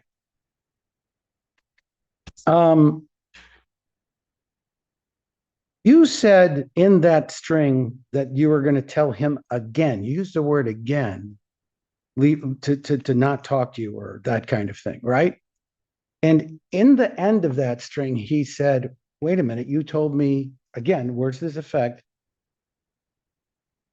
I could fight for this and you wouldn't, right? And you went on to explain what that meant. You said, when I said you could try and I wouldn't, that meant I'm not trying to reconcile this. And no matter what you do from now, there will be no second chances. Agree? And you said, that is all I have to say. Please leave me to here. Please leave me alone. Would you agree? Yeah. And he wrote back, I didn't understand that that's what you meant by you could try. True? The next contact was on the February 10th, a single contact, a message to you. I hope you're doing all right and have a great day. I miss you. No more contact on the 10th. Correct? Now, I'm going to skip over the 11th and come right back to the 11th. On February 12th, Mr. Cook asked you about contact with that he continued to contact you. This was the arranged date for him to get his belongings, weren't you? Would you agree? And he was merely inquiring as to the key, right? Where's the key? I need the key. The long messages that he had sent me after I told him to again stop texting me, he did end up saying that he was asking for his house key. Yeah, let's go back to where I'm asking you. On February the 12th, the only exchange he had to you on February the 12th was about the key and getting his belongings. All right. He had sent multiple different messages after during the 12th. About getting his belongings, and you were replying to them. There were, I'd have to count how many messages.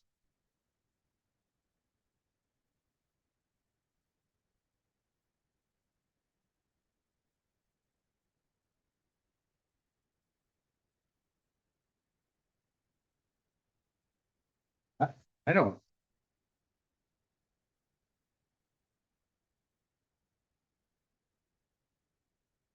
Your microphone, Mr. Simon. Mr. Simon, Yes. the microphone, Yes. just to make sure. What she said. Whatever. All right. What's in the exhibit is what you're referring to. We'll just let the exhibit stand. Okay. I told you we're going to come back to the 11th, and I promise we will. On February 12th, you testified you blocked him. Is that right? You know a lot more about phones than me, but tell me if I'm right. If you block a person, they don't know it on the other side. They don't get a notification, do they? And if you block a person, that means they can't reach you. Is that true? Tell me, is this true? For you to call someone that you've blocked, do you have to unblock them? You can call them anyway. You can call people that you've blocked, yes. Okay. Could you message people that you've blocked? I don't believe they would go through. Okay. Let me ask you another question. In addition to blocking him on February 12th, you also stopped sharing your location with him on February 12th.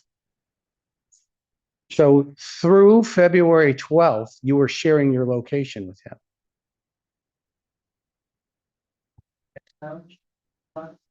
So when you were talking earlier about your state of mind being scared and all that kind of thing, you were still sharing with him through February 12th.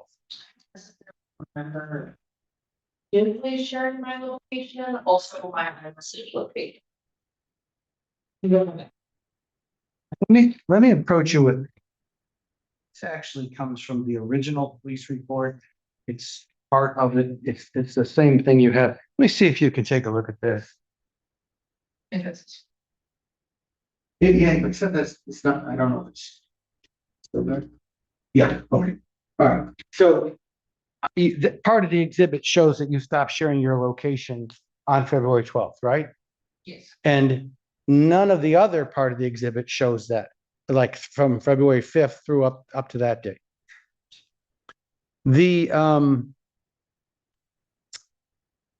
The judge asked you some questions on when you were on direct about threats. You specifically were asked that question by the police. Were there any threats, ma'am? Anything like that? And you quickly and definitively answered, tell me if I'm right or wrong. No, there weren't. Never threats. Because there weren't. And you said just this was kind of harassing to you, or use your phrase. Yeah. Okay. Now I said I'd come back to the 11th, and I will, and then I'll be concluding after that subject matter. We'll go to one more thing and I'll be all done. On the 11th, and unfortunately this may get some, maybe we can do it through words and maybe I'll have you review something. In the resupply room, Mr. Clark approached you. First, there were other people in the room. Is that true? There were at least 2 and sometimes 3 and maybe 4 people in that room. There could have been, I don't necessarily remember, I'm gonna get people that were right with us. Would you agree with me that you were sort of standing in the middle of the room? Mr. Clark came in with somebody else and eventually walked up to you and said something to you. And you responded, talked back. Whatever was said, maybe it was leave me alone. Maybe whatever was said, you responded. Yes. That conversation ended, right? He walked away. Yes. Oh, okay. And then you came back to essentially the same spot in the resupply room? Well, maybe I'm going to have you review something in just a minute, ma'am. But that'll take time. So before we do that, let me ask you this. When he came back to you, he came out with his phone and he was pointing to his phone like this. Mr. Cook asked you if you remembered what he was talking about during that time, and you said something like he just wanted to fight for the relationship, although you don't specifically remember what he said.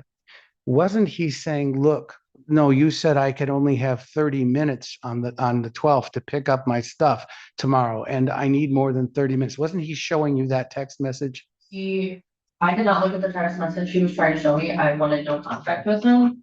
When he all I said to him was, I don't want to talk to you. And then you pulled out your own phone and scrolled to see what he was talking about, right? I don't remember that. And see if it refreshes your memory. What he was asking about wasn't fighting for the relationship, was the time and the arrangements to get his stuff the next day. Oh, yes. Okay, all right. The, On that date or after? That date, I don't necessarily remember saying anything about it prior to either, but. I can look back. Hold it. You don't remember him saying anything about getting his items? Yes, I do remember that. He wanted to come pick up his things on 12th. We already talked about that. I'm saying that day. For him. Go ahead, Mr. the,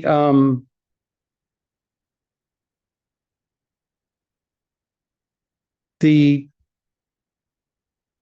direct testimony you rendered about what happened in the parking lot, when asked to, by Mr. Cook to categorize how Mr.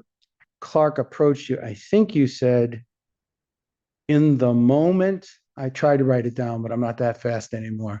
In the moment, I thought it was more like speed walking. Do you remember that testimony? In retrospect, he was just walking, wasn't he? He had been. What felt like chasing after me. Well, I'm not talking about what it felt like. What'd you observe? Is that he was speed walking and following me. Okay. You told the police he ran after you. Speed walking ran. You never said speed walking to the police, ma'am. Oh, no, I'm asking. That's a question. It wasn't very well phrased. You told me ran after. He ran after me. Scared you. Yes. Chased me to my car. You actually used that phrase, chased you to the car on February 7th. Yes. You told the police that on February the 7th, the night he knocked on your window, can we talk, that he chased you to your car. Is that true or false? That you told that to the police? Yes. And the truth is, you were actually already in your car when he just came up to you and knocked on the window, said, can we talk? And you got out and talked to him. True or false? Okay. And you used the same language about February 11th, correct? Okay.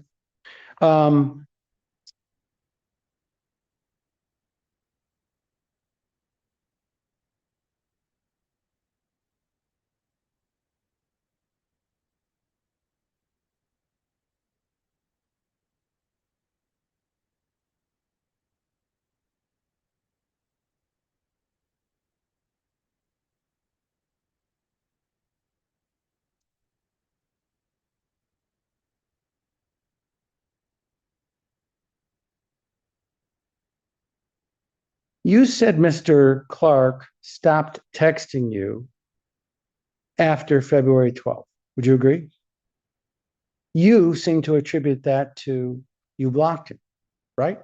He had other methods of communicating with you, didn't he? Instagram, messaging, other social media. You guys did communicate that way with one another? For the 12th? No, just in general. But he didn't do that after the 12th, did he? No. And you didn't block him on any of those abilities, did you? Well, he didn't come to your house, did he? Other than to get his stuff. Okay. And there were guidelines put in place at work to keep you guys on different shifts and that kind of thing. Yeah. All right.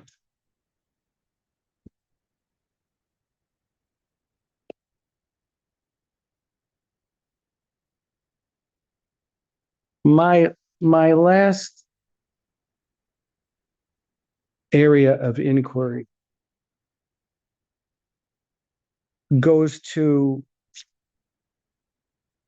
your state of mind when you, what, two questions. When did you learn from Gwen or whatever source you learned it from that Gwen's insertion into your relationship was all a lie per her own admission? When did you learn that? Over text with vendor.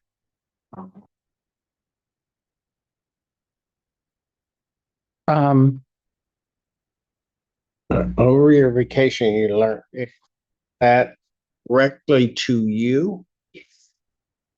from. So you don't know her. Somehow or another, at some point gains the ability to text. She found me on Facebook and then Okay, go ahead. Mr. Clark. I don't know, try how to phrase this because it's like trying to prove a negative. You believed Mr. Clark cheated on you because of what Gwen told you, right? And when Gwen told you that was all a lie, did you believe that? That it was a lie? Okay. I believe that I'm. Okay, I'll ask, why not? since the situation kind of went the way that it did, and I didn't, and I did not prefer, I didn't. Hold on a second now. Somebody sends a message somehow or another, well, to somebody else that gets to you that says he's cheating. Believe that. Right? But that message is coming from somebody else to you from this Gwen. Yes. Right? She had video and text message proof that he was contacting her and making physical contact with her. Okay. But then when she tells you directly that's not true, right? Yeah. You don't believe that. Her friend had also reached out to me and said, trying to backtrack herself and say that it was not true. That when she had reached out to me first time when she said that it was just a lie, just to get us separated, that was a lie, which is what I did not believe. So her friend had reached out to me and found me on Instagram. That's why I decided to follow them and didn't. Okay. People need other stuff to do.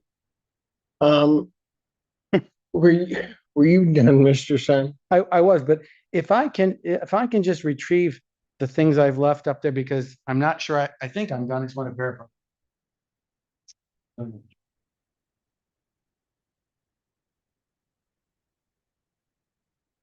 Yes, I am concluded. Thank you, All ma'am. right. Thank you. Go ahead, sir. No, no.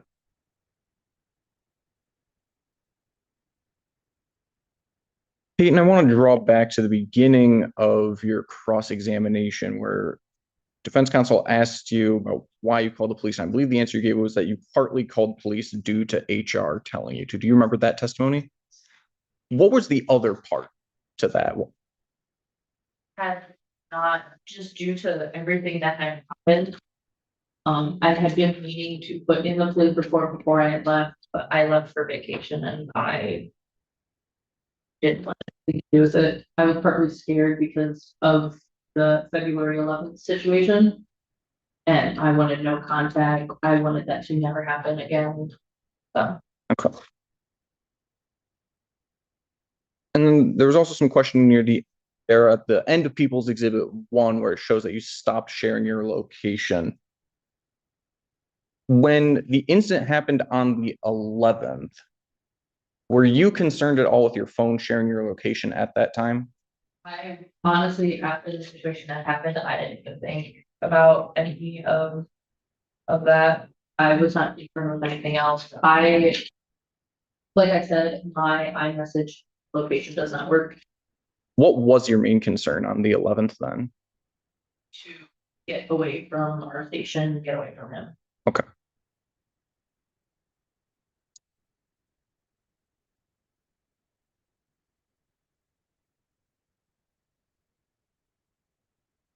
Nothing further. Thank you.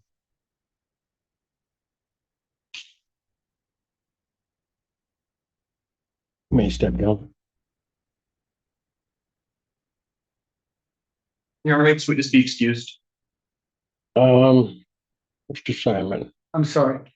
he's asking if this, No, yes, I don't know that I've asked, but I'm not gonna do that. She's not excused at this time Understood. on the courts. I was about to say, Mr. Cook is gonna call Ms. Lewis. I may want to not excuse her. If that's Understood. possible with, Right. I given everything, I figured that's probably gonna be the case. The people we call Angel Lewis. All right, hold on before we go on to Angel Lewis. Otherwise, Mr. Goldstein's gonna take a nap in my courtroom and I don't want that. Do it, I'm doing it. What'd you say? Do it 1 o'clock to Judge Slays. Yeah, no, I got you. That's the schedule. That's it. And I have,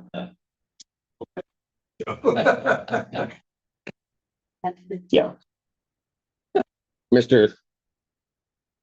Stewart, you're gonna have to step back and bring somebody from in custody.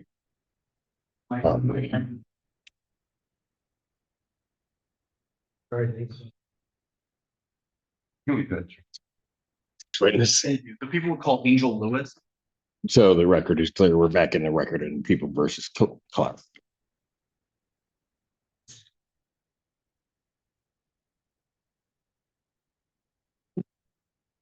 Yep.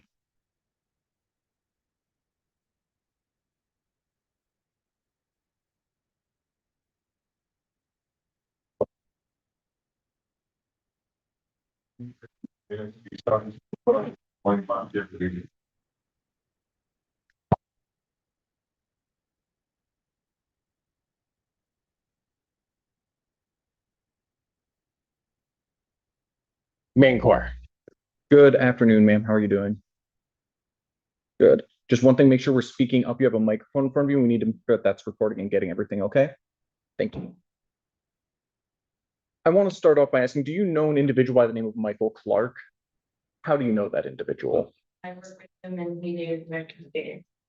Peyton, last name Trefa? All right. And how long have you known each of them? Peyton for over a little, maybe over 2 years now. And Michael, maybe a year, if that. Do you see Michael Clark in the room? Yes. Can you please point to him and identify my article of clothing that he's wearing? A black tie. The record may reflect this witness has identified the defendant. Record shows so reflect that. Yes. How would you describe your relationship with the defendant?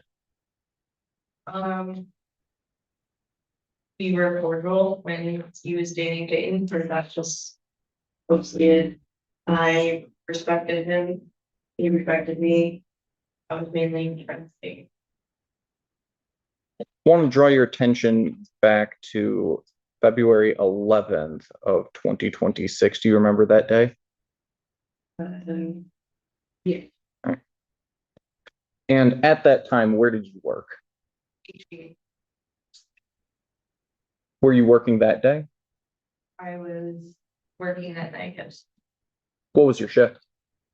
11 a.m. to 5 a.m. What time did you get to work that day? I got there a little early, around 10 to 10:30, the late school before my shift. And just be clear, is that 10:30 at night or 10:30 in the morning? Did you observe anything happen between the defendant and Peyton that night?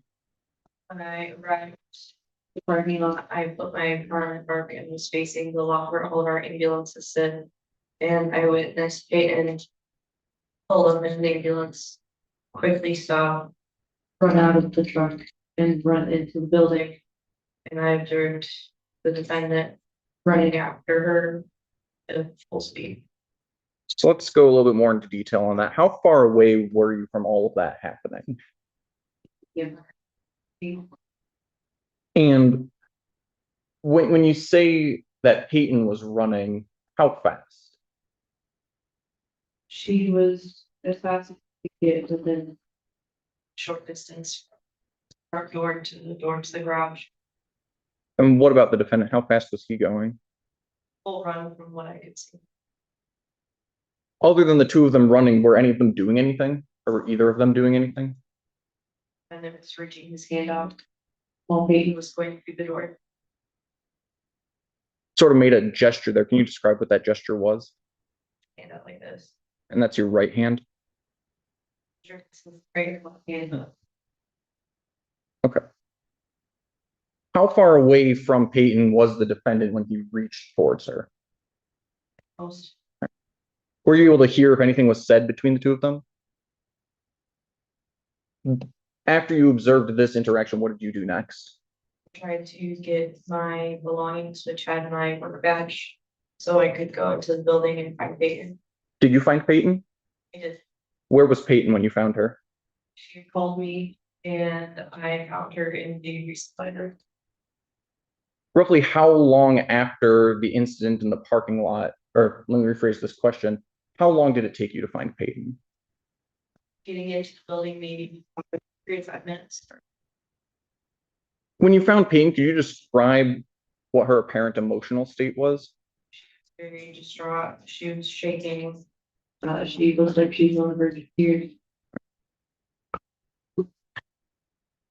And I don't want you to say what exactly was said, but did Peyton say anything to you? Yes. Was her voice steady and calm? Was it quivering? What was her voice like?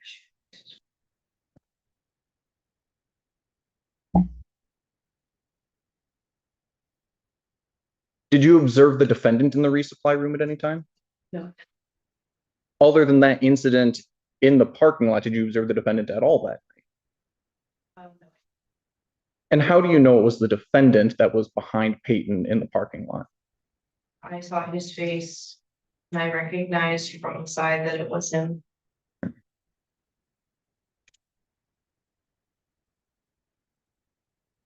How long did you have to look at the individuals in the parking lot while that incident was occurring? 40 to 50 seconds maybe.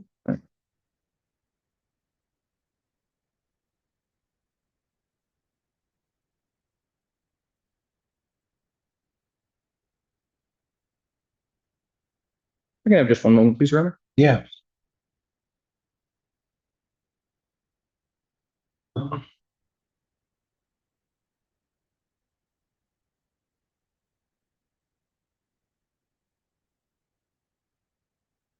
I'll pass the witness. All right, hang on before, I just want to make sure I have an understanding of what you're telling me. Peyton pulls up in an ambulance to one of the garage doors. Do you see her do that? Okay, and at the point you see her do that, where is the defendant? I hadn't seen him at that moment. She got out of the truck and that's when they behind a row of trucks that we that face came off. And how long did you see him for? How far from the point at which you see him to the truck that Peyton's in? How long a distance is that? Maybe 5 to 10 feet. So, and so the time at which you saw the defendant was at 5 to 10 feet, Yes. and then he came. How do you know he was at a full sprint? I could see him running from behind the truck. It's like when I saw him coming from behind the truck, Okay. he right past me there. Okay, but you described it as a full sprint. But you, right, okay, and I'm not necessarily cook, but you didn't see him in an open area sprinting, right? There is a gate that is see-through that we have, and between the row of trucks and where I saw him, where the door is, where Peyton was trying to get in. Okay, I get you, but when I just asked you, you saw him for a distance of about 5 to 10 feet, right? Would you agree with me that if I'm observing somebody for 5 to 10 feet, that I really can't make an assessment that they're running at full speed?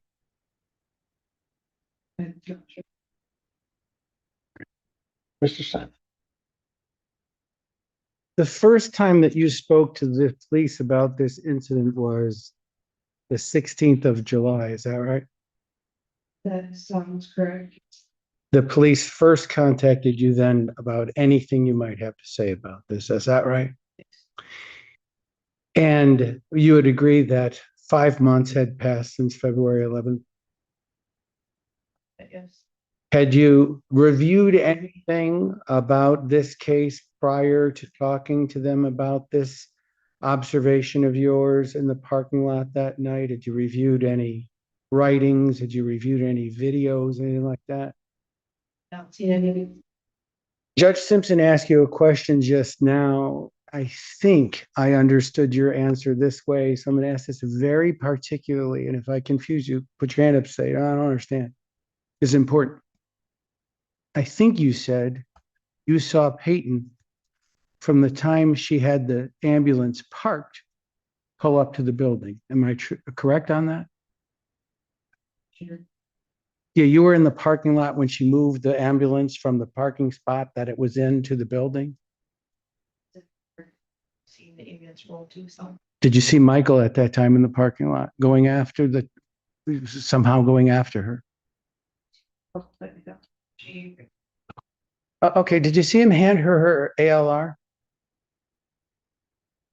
Did you see him go up to the door, hold up the ALR and for her open the door and grab it from him that she had dropped or anything like that? Did you see that?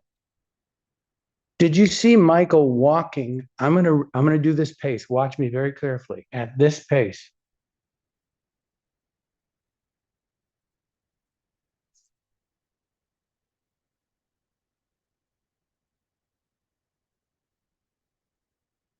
Up to the ambulance where Peyton was at the truck bay. If I played you some video, I would like to see if it refreshes your recollection at all as to what you may have seen in the parking lot. Okay?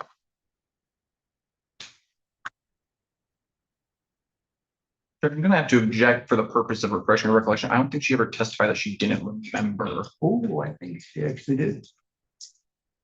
About That she didn't remember. seeing Michael. Yeah, I mean, I think she did. Kind of just, well, quite frankly, there have been two different statements. So go ahead, Mr. Chairman. This is not very long, ma'am. Can you? And there's no audio, by the way. Just gonna pause real quick. You see an ambulance leaving a parking spot, right? Okay. Stay with me. Do you see an individual, right? I'm circling with my cursor who's walking. Yes. Are you able to tell from the walk or the shape of who that is yet? Okay.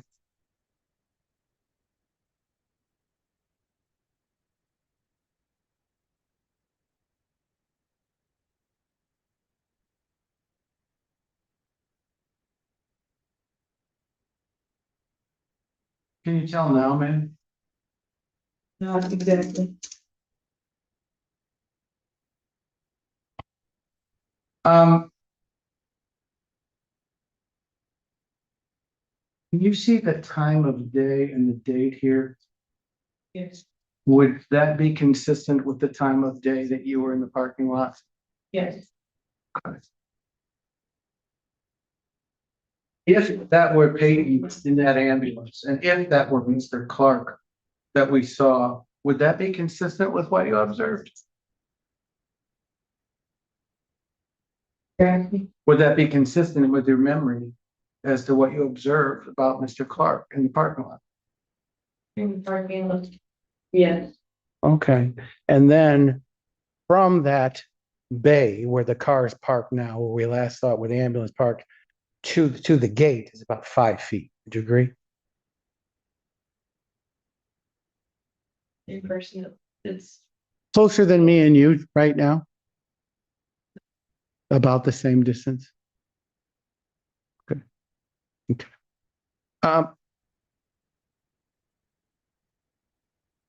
Ma'am, I'm sorry, Mr. Summer, but Sure. would agree that if the individual that we saw in that video was Mr. Clark, and that the ambulance that we saw pull in was the one that Peyton's in, that individual is not at a full sprint. Would you agree? I would agree. In fact, not even necessarily a fast walk. They're actually just walking across. Agree with that? Yes? All right, go ahead, Mr. Simon. Your Honor, I can play some additional snippet of that video. It's fractured, unfortunately, that could tie this up. But I will admit, as I showed to Mr. Cook, there's a 30-second gap that is unaccounted for. So if I can just play another section of this for you, ma'am, which is the front end of what I didn't show you. See if it will help you identify the people involved. Actually, I'm going to speed this up.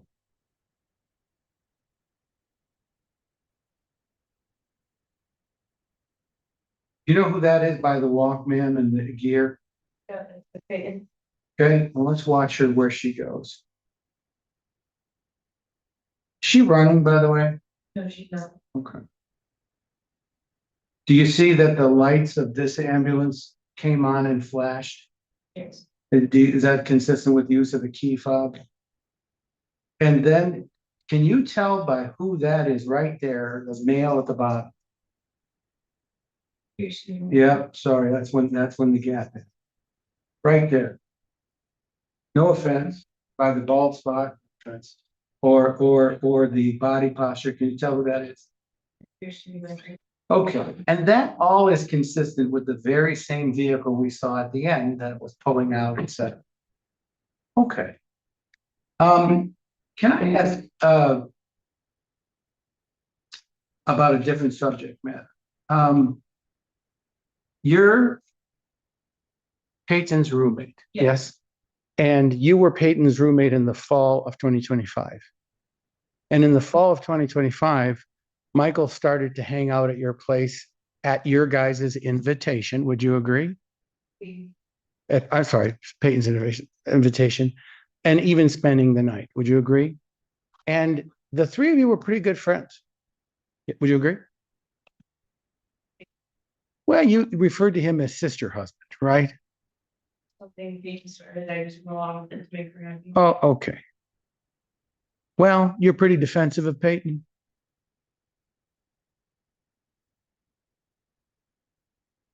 Is that correct or not correct? Well, the way you answered that question, let me ask you this. Did you ever put a sticker on Mr. Clark's locker? Do you know who did?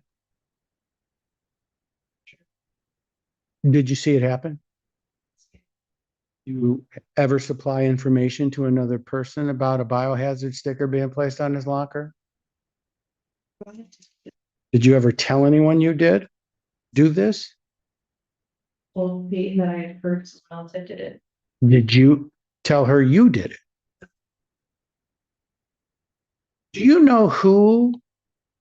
Strike that. Would you have known Mr. Clark's high school nickname? Have you ever heard the nickname Tobus? Have you ever heard Peyton circulate that to anyone else? Have you ever heard do you know anything about this case in terms of its case number? Do you have any idea what's the date on the complaint of this case? Okay. Have any idea what any of the court dates were? Have you ever heard Peyton exchange that information to anyone else, you or anyone else? Is it fair to say, being roommates, you and Peyton are like probably the closest she's the closest for your work friends? Okay.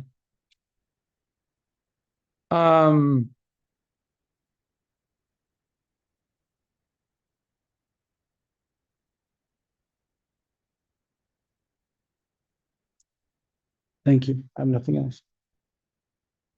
Biohazard sticker, had you seen it? You have not seen it? No.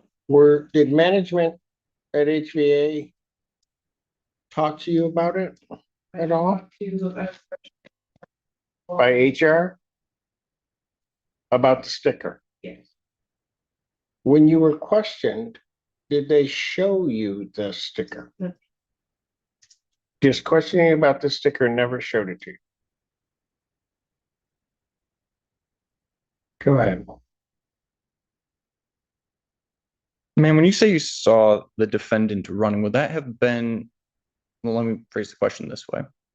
You saw the video that defense counsel played to refresh your recollection, correct?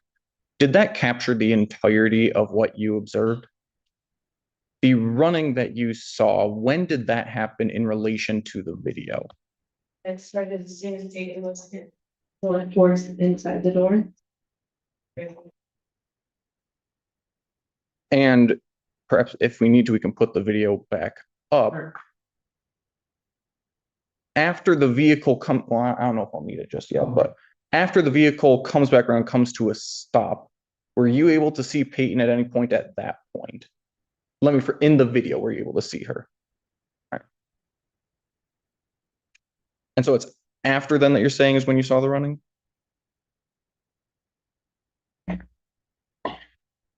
I guess I'm trying to figure out when this running, this full sprint was.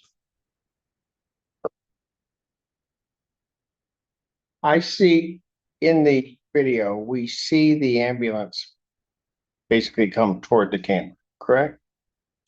An individual then approaches that from this court's perspective looks like Mr. Clark, right? From my observation,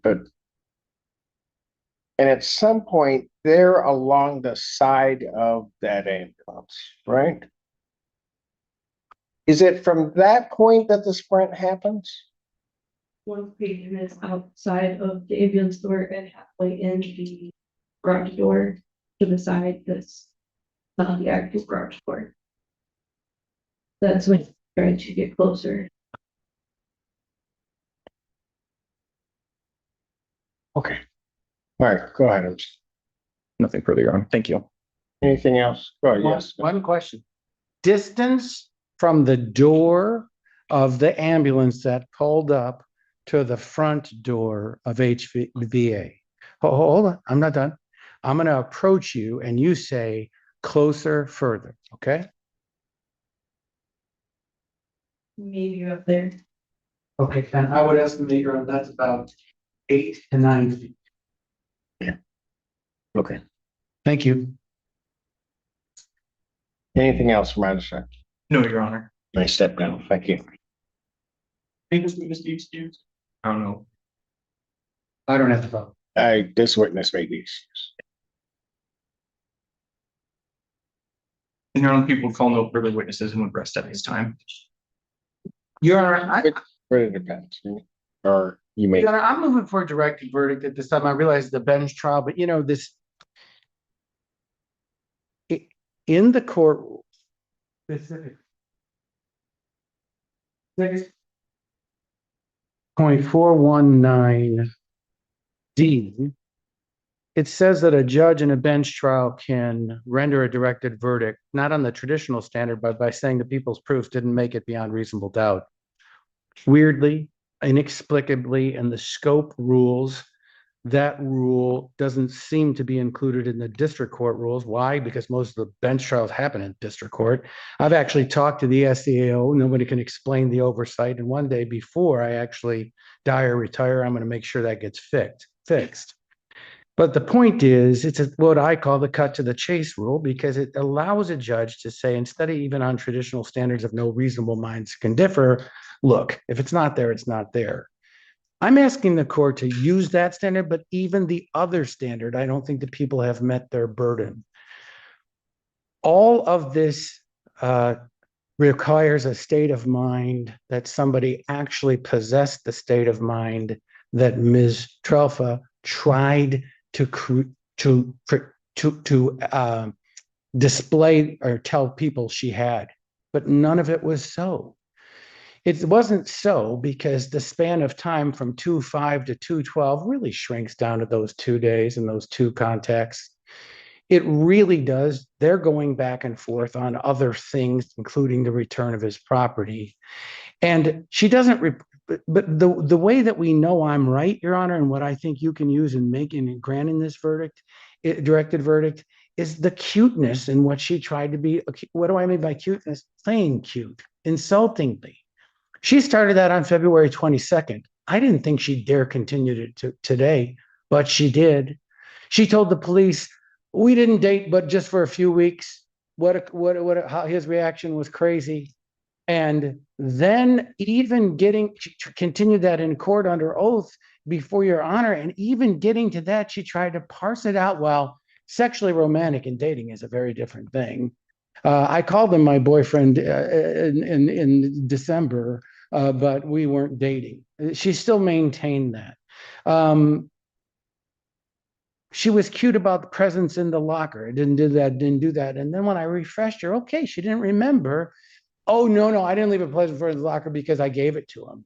Well, you started by putting it in your locker, right? Yes, that's where you intended to find. Yes. This goes to witness credibility and her true state of mind at the time. She used terms today like speed walking. Well, that's what I think it was, speed walking. When she told the police on 2 separate occasions, he chased after her. And on today, thankfully, she told the truth about February 7th. He didn't chase after her. He came up, knocked on the door, said, "Can I speak to you?" She got out and talked to him. This is just not even close to what she told law enforcement.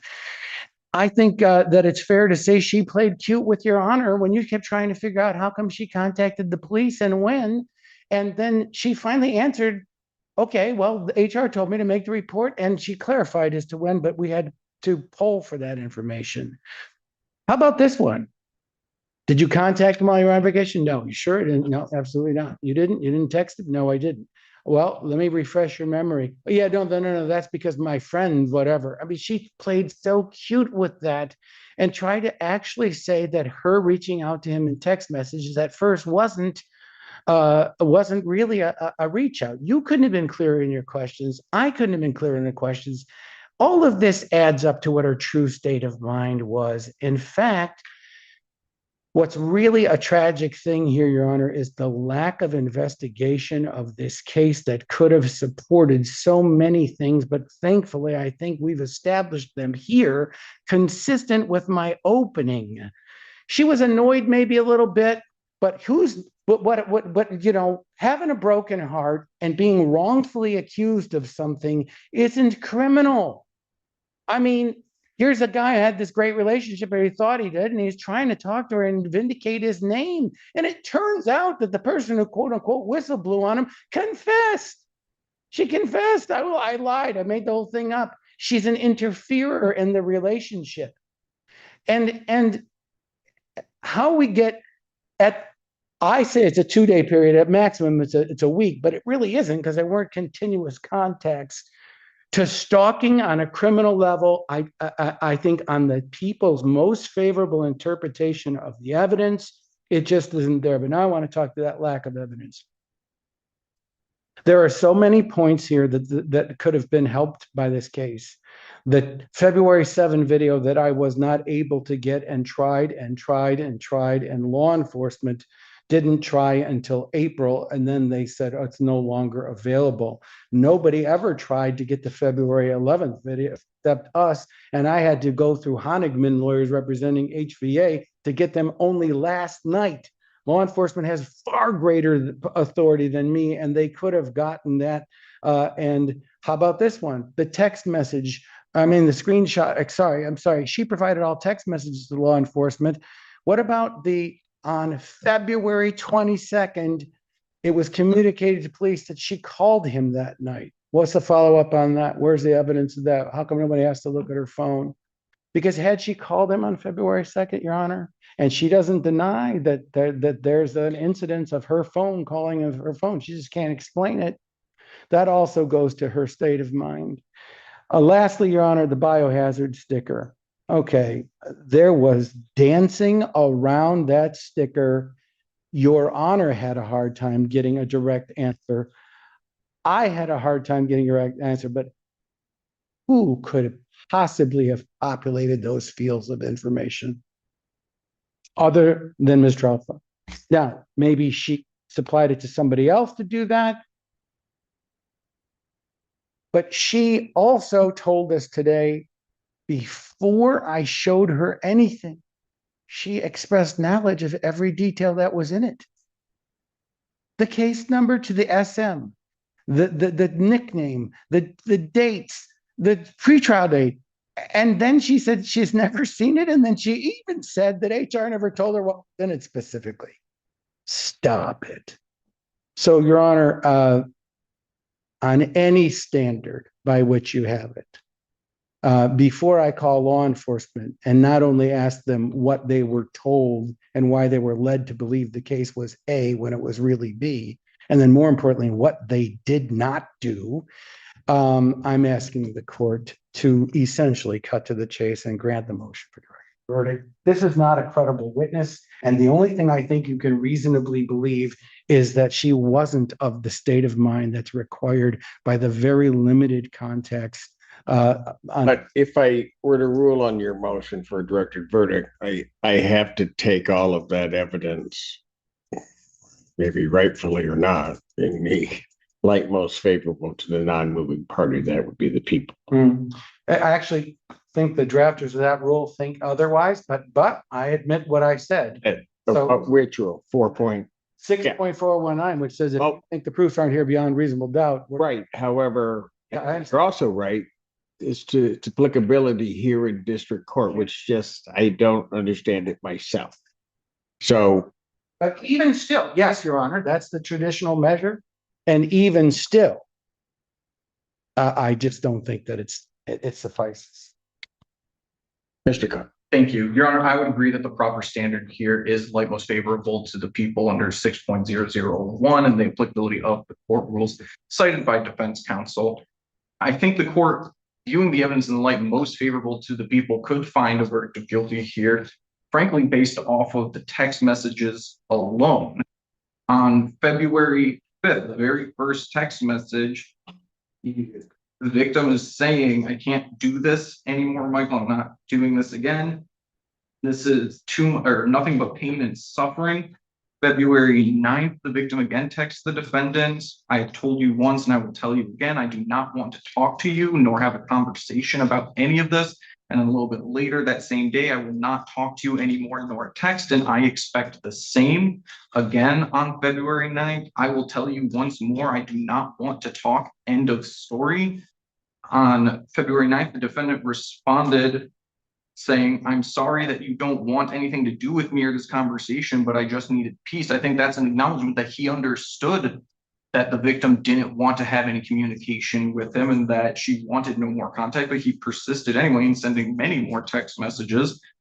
Again, on February 9th, the victim told the defendant, I thought I was very clear in my multiple statements of I don't want to talk.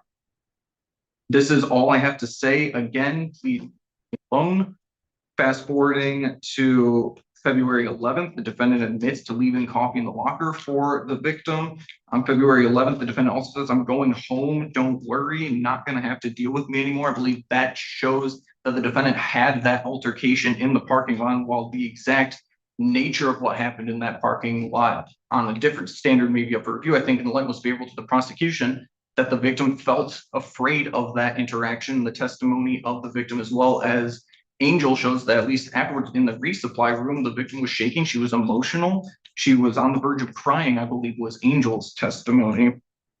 I think on page 14 of People's Exhibit 1, the defendant says, I know you hate me for sending that.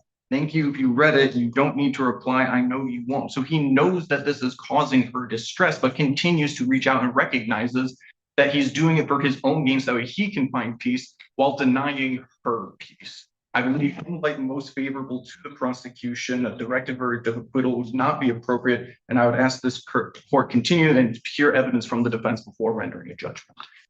The problem is that that's cherry picking. Mr. Cook was reading those February 9th messages and then he left this part out.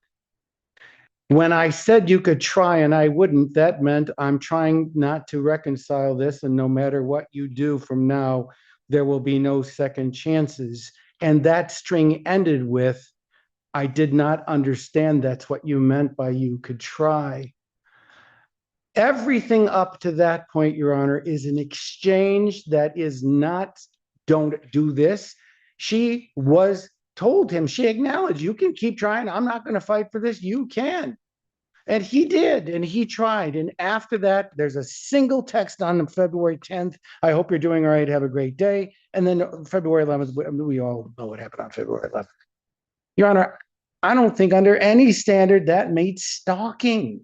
I just, there are some behaviors that can be annoying. There are some behaviors that can be whiny and maybe, no offense to people, wimpy or whatever. When we do things with a broken heart, Lord knows, I tell clients all the time, don't make admissions. So I'm not going to make the admissions of things I've done, but it doesn't mean they're criminal stalking. That's a different standard. That's something different. And that's why I say under any standard, this should be, the motion should be. Also, I know Mr. Cook left out the whole phone call thing on the 22nd. I think if any fair interpretation of the facts is that she placed a call to my client on the very day she reported this to the police. Also, While I'm listening to everything, the one thing that was sort of remarkable is Mr. Simon's belief that he has a heart to be broken. All right. So, what, and I do absolutely agree, actually with both sides. I think the standard that I have to apply is I have to take the evidence in light most favorable to the non-moving party, that being the people ruling on this. When I look at it, and while it might be slim, I think a reasonable fact finder, were they to believe certain things, could conclude that the offense of stalking, barely, it meant that, but barely, could make that finding regarding stalking, for the reasons as stated by the people. And so for those reasons, I will deny the motion, and we can proceed on. I am going to take a very brief break to decide whether or not defense wants to put on it. So the court will stand in back on the record in the case of the People versus Michael Clark. Are there any witnesses for the defense? no, Your Honor, defense. All right, closing arguments. Thank you.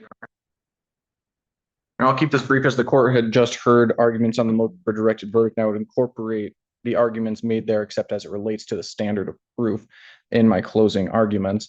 Outside of that, I know the court heard a lot of contradicting testimony today.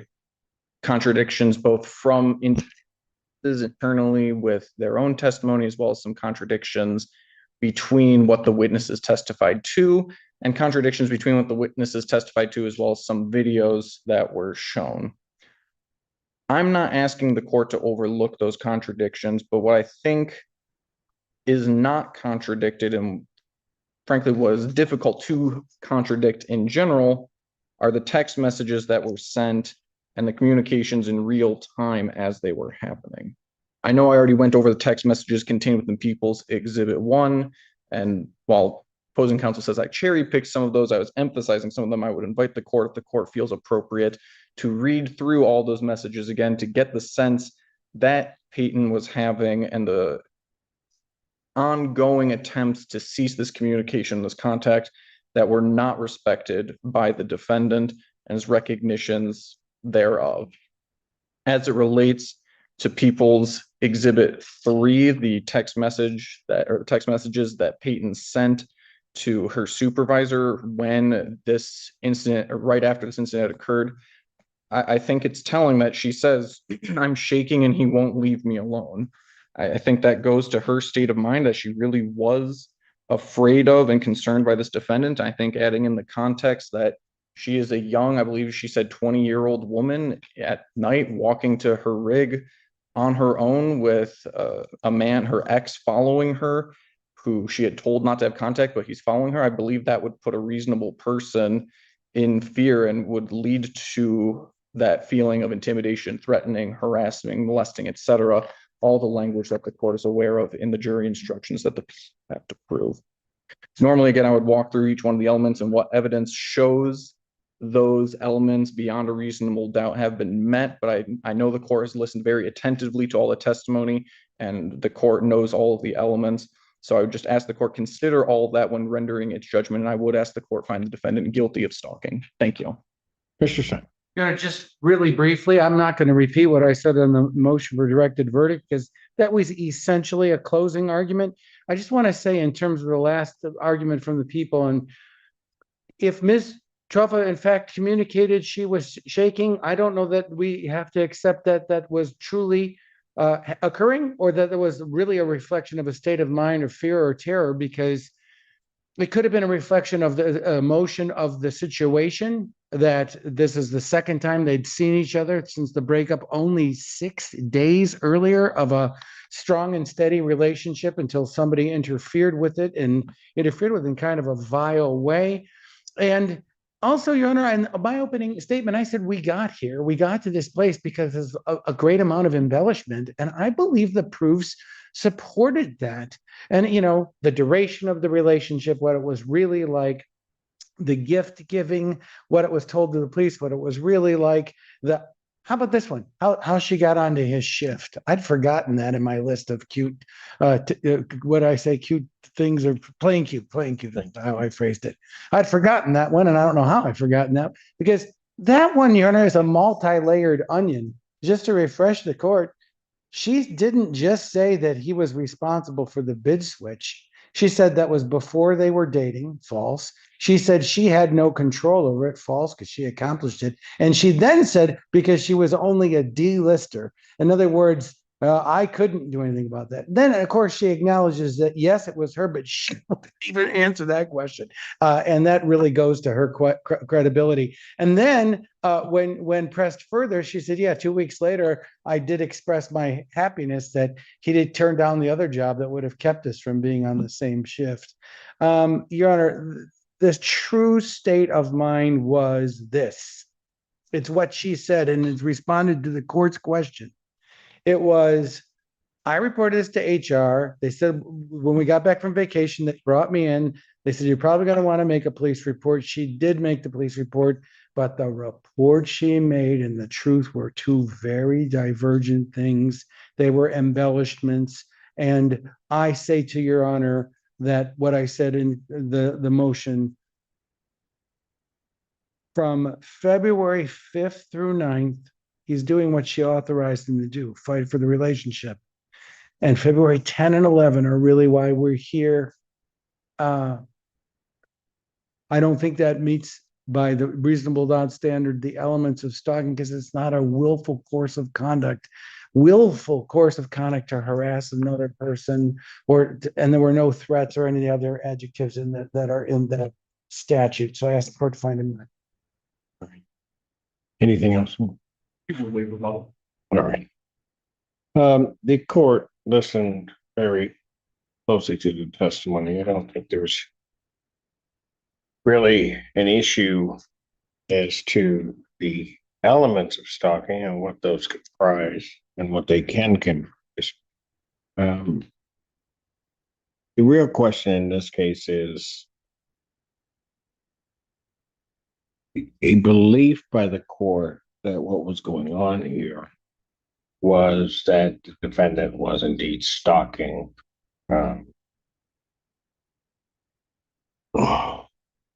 Peyton. Frankly put, I don't believe that the defendant had the intent to stalk her. I don't believe that the defendant, even by his actions and what he said, did indeed stalk her. I think what happened here, and I think it's probably an appropriate term that Mr. Simon put forth, that there's all of this embellishment to make it look as though this is something far beyond what it is. And it's not until this process that Peyton, and quite frankly, Lewis, in terms of some of her statements, gets called on to get called to task as to what's really being said. Mr. Simon called it being cued. I think that when you're in a court, you testify as to certain things that you indeed have to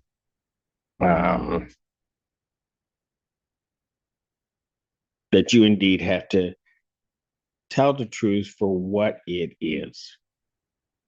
the contact with the police and with HR prior to vacation, when I started pointing out the dates, he began sort of obfuscating when exactly she could have contacted, somebody advising her to contact, but then she's on this vacation and she doesn't do it until at some point she comes back, and then somebody from HR does something, tells her to do that. Could have happened that way. I don't think it necessarily happened that way. I also think that had she been in great fear, HVA would have done something very different, and that she would have contacted the police if she believed that this individual posed that kind of threat. But you look at what she was trying to do. Going to make this relationship as short as possible so that there's no explanation as to what might be the defendant's behavior vis-a-vis me. So that if I lessen what this was, he shouldn't be acting this way because it was really nothing. We spent all of the time questioning the length of the relationship. It was very clear that it was January. Just said January, which would have made this basically a month or a little over a month long relationship, only to find out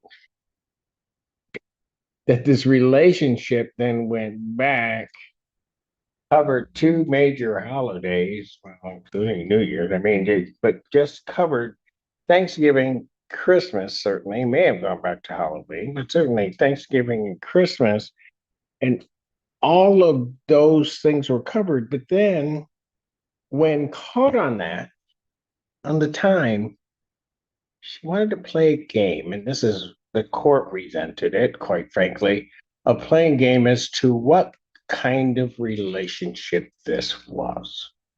Was it a romantic relationship? Was it successful? She's kept using these words to try to again say that, yeah, while we knew each other, it wasn't that. And then finally, it just had to come down to, we spent, in my opinion, a great deal of time trying to sort that out. And the court had to specify particularly that it was it was a romantic relationship and a sexual relationship. And finally, she had to answer yes. I don't know why that couldn't have been answered at the very beginning. The exaggeration of the gifts being sent was also hugely problematic, particularly if it's relayed to the police that he keeps sending me gifts, but he's sending Valentine's gifts that he's already ordered and she knows they're coming. It's almost as though what she's doing at that point is attempting to try to set him up. That all of a sudden these gifts will come in and now he's going to have to go back and he's going to have to show that he ordered these well before any type of breakup. But quite frankly, I think that if it had come down to that, your breakup would have occurred at a different point, because I think she moved the calendar to fit what she wants to show.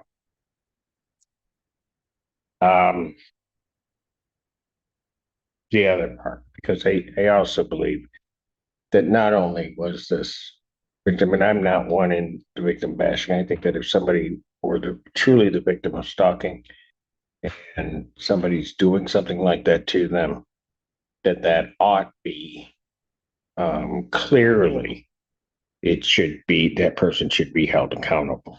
But by the same token,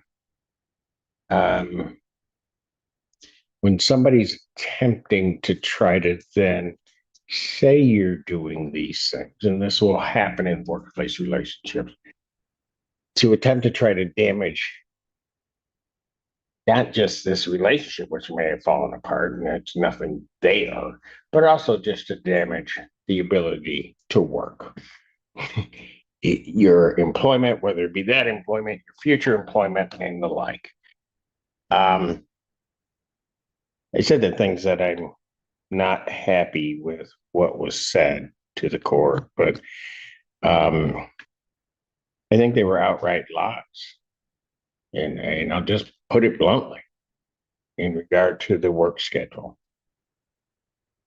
Even when called on that, you listen to her, she tried to go around on that, tried to find a way out of it until, to his credit, Mr. Simon got her pinned to the point that she couldn't say anything else. But yeah, okay, that's right.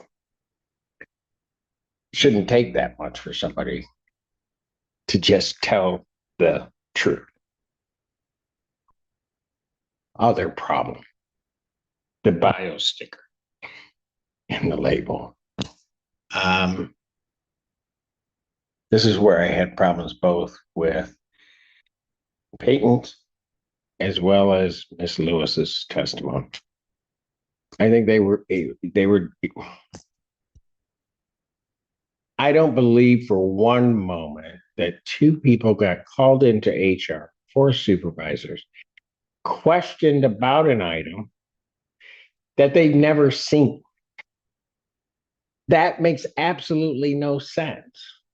And I don't even know how they could then speak on it. But then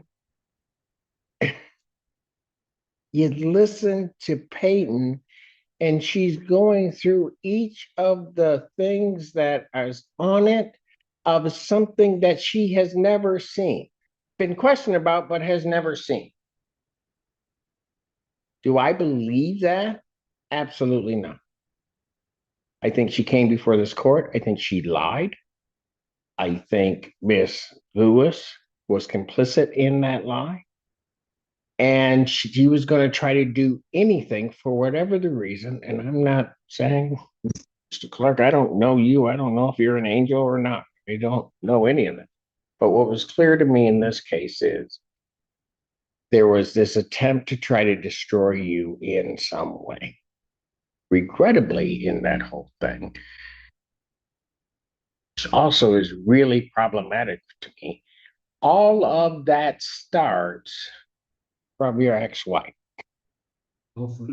Because all of this just flows from there, and it just becomes this thing that frankly doesn't make, the whole thing doesn't make any sense.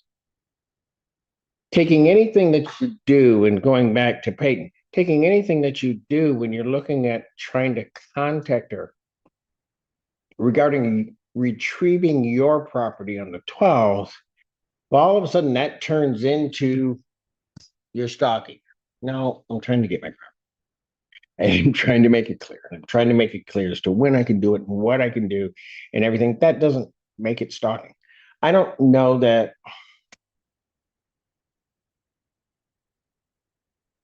And again, I don't know where the line is often drawn, but usually one can tell that when a relationship breaks up, parties may want to try to find a way to get it back together. I'm not even sure at the beginning of this breakup that it was a breakup. I'm glad I'm not here to call that. Because I think if you tell somebody, yeah, we've been together, but I'm mad at you about whatever I'm mad at you. I'm not working on it, but you go ahead and do it if you want to. That means you've got to somehow, what that says to me, maybe in my old fashioned way, is that says you got to somehow or another woo me. You got to win back my trust. You got to do that. And then you go about trying to do that. And then next thing you know, it's not working. And then she just says, it doesn't matter what you did. I'm going to make it clear what I meant, which I think given her testimony here, I don't think that that's what she meant at the beginning. I think it's something that changed. And it changed to try to get you to do something. Well, this court's not going to have any part of that. And, just plain and simple,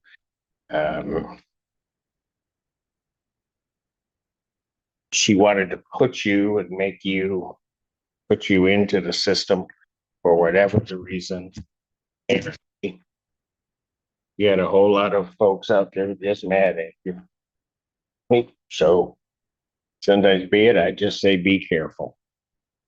For those reasons, the court does not believe that people have sustained their burden, haven't shown, frankly, in this court's mind, the major elements of stalking.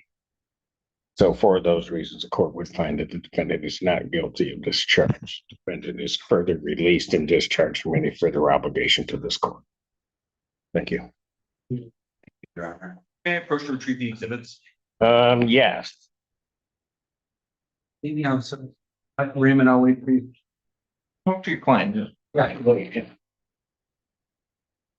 They're out. Did everybody else clear out there? Yes, everyone else was. Okay. Okay.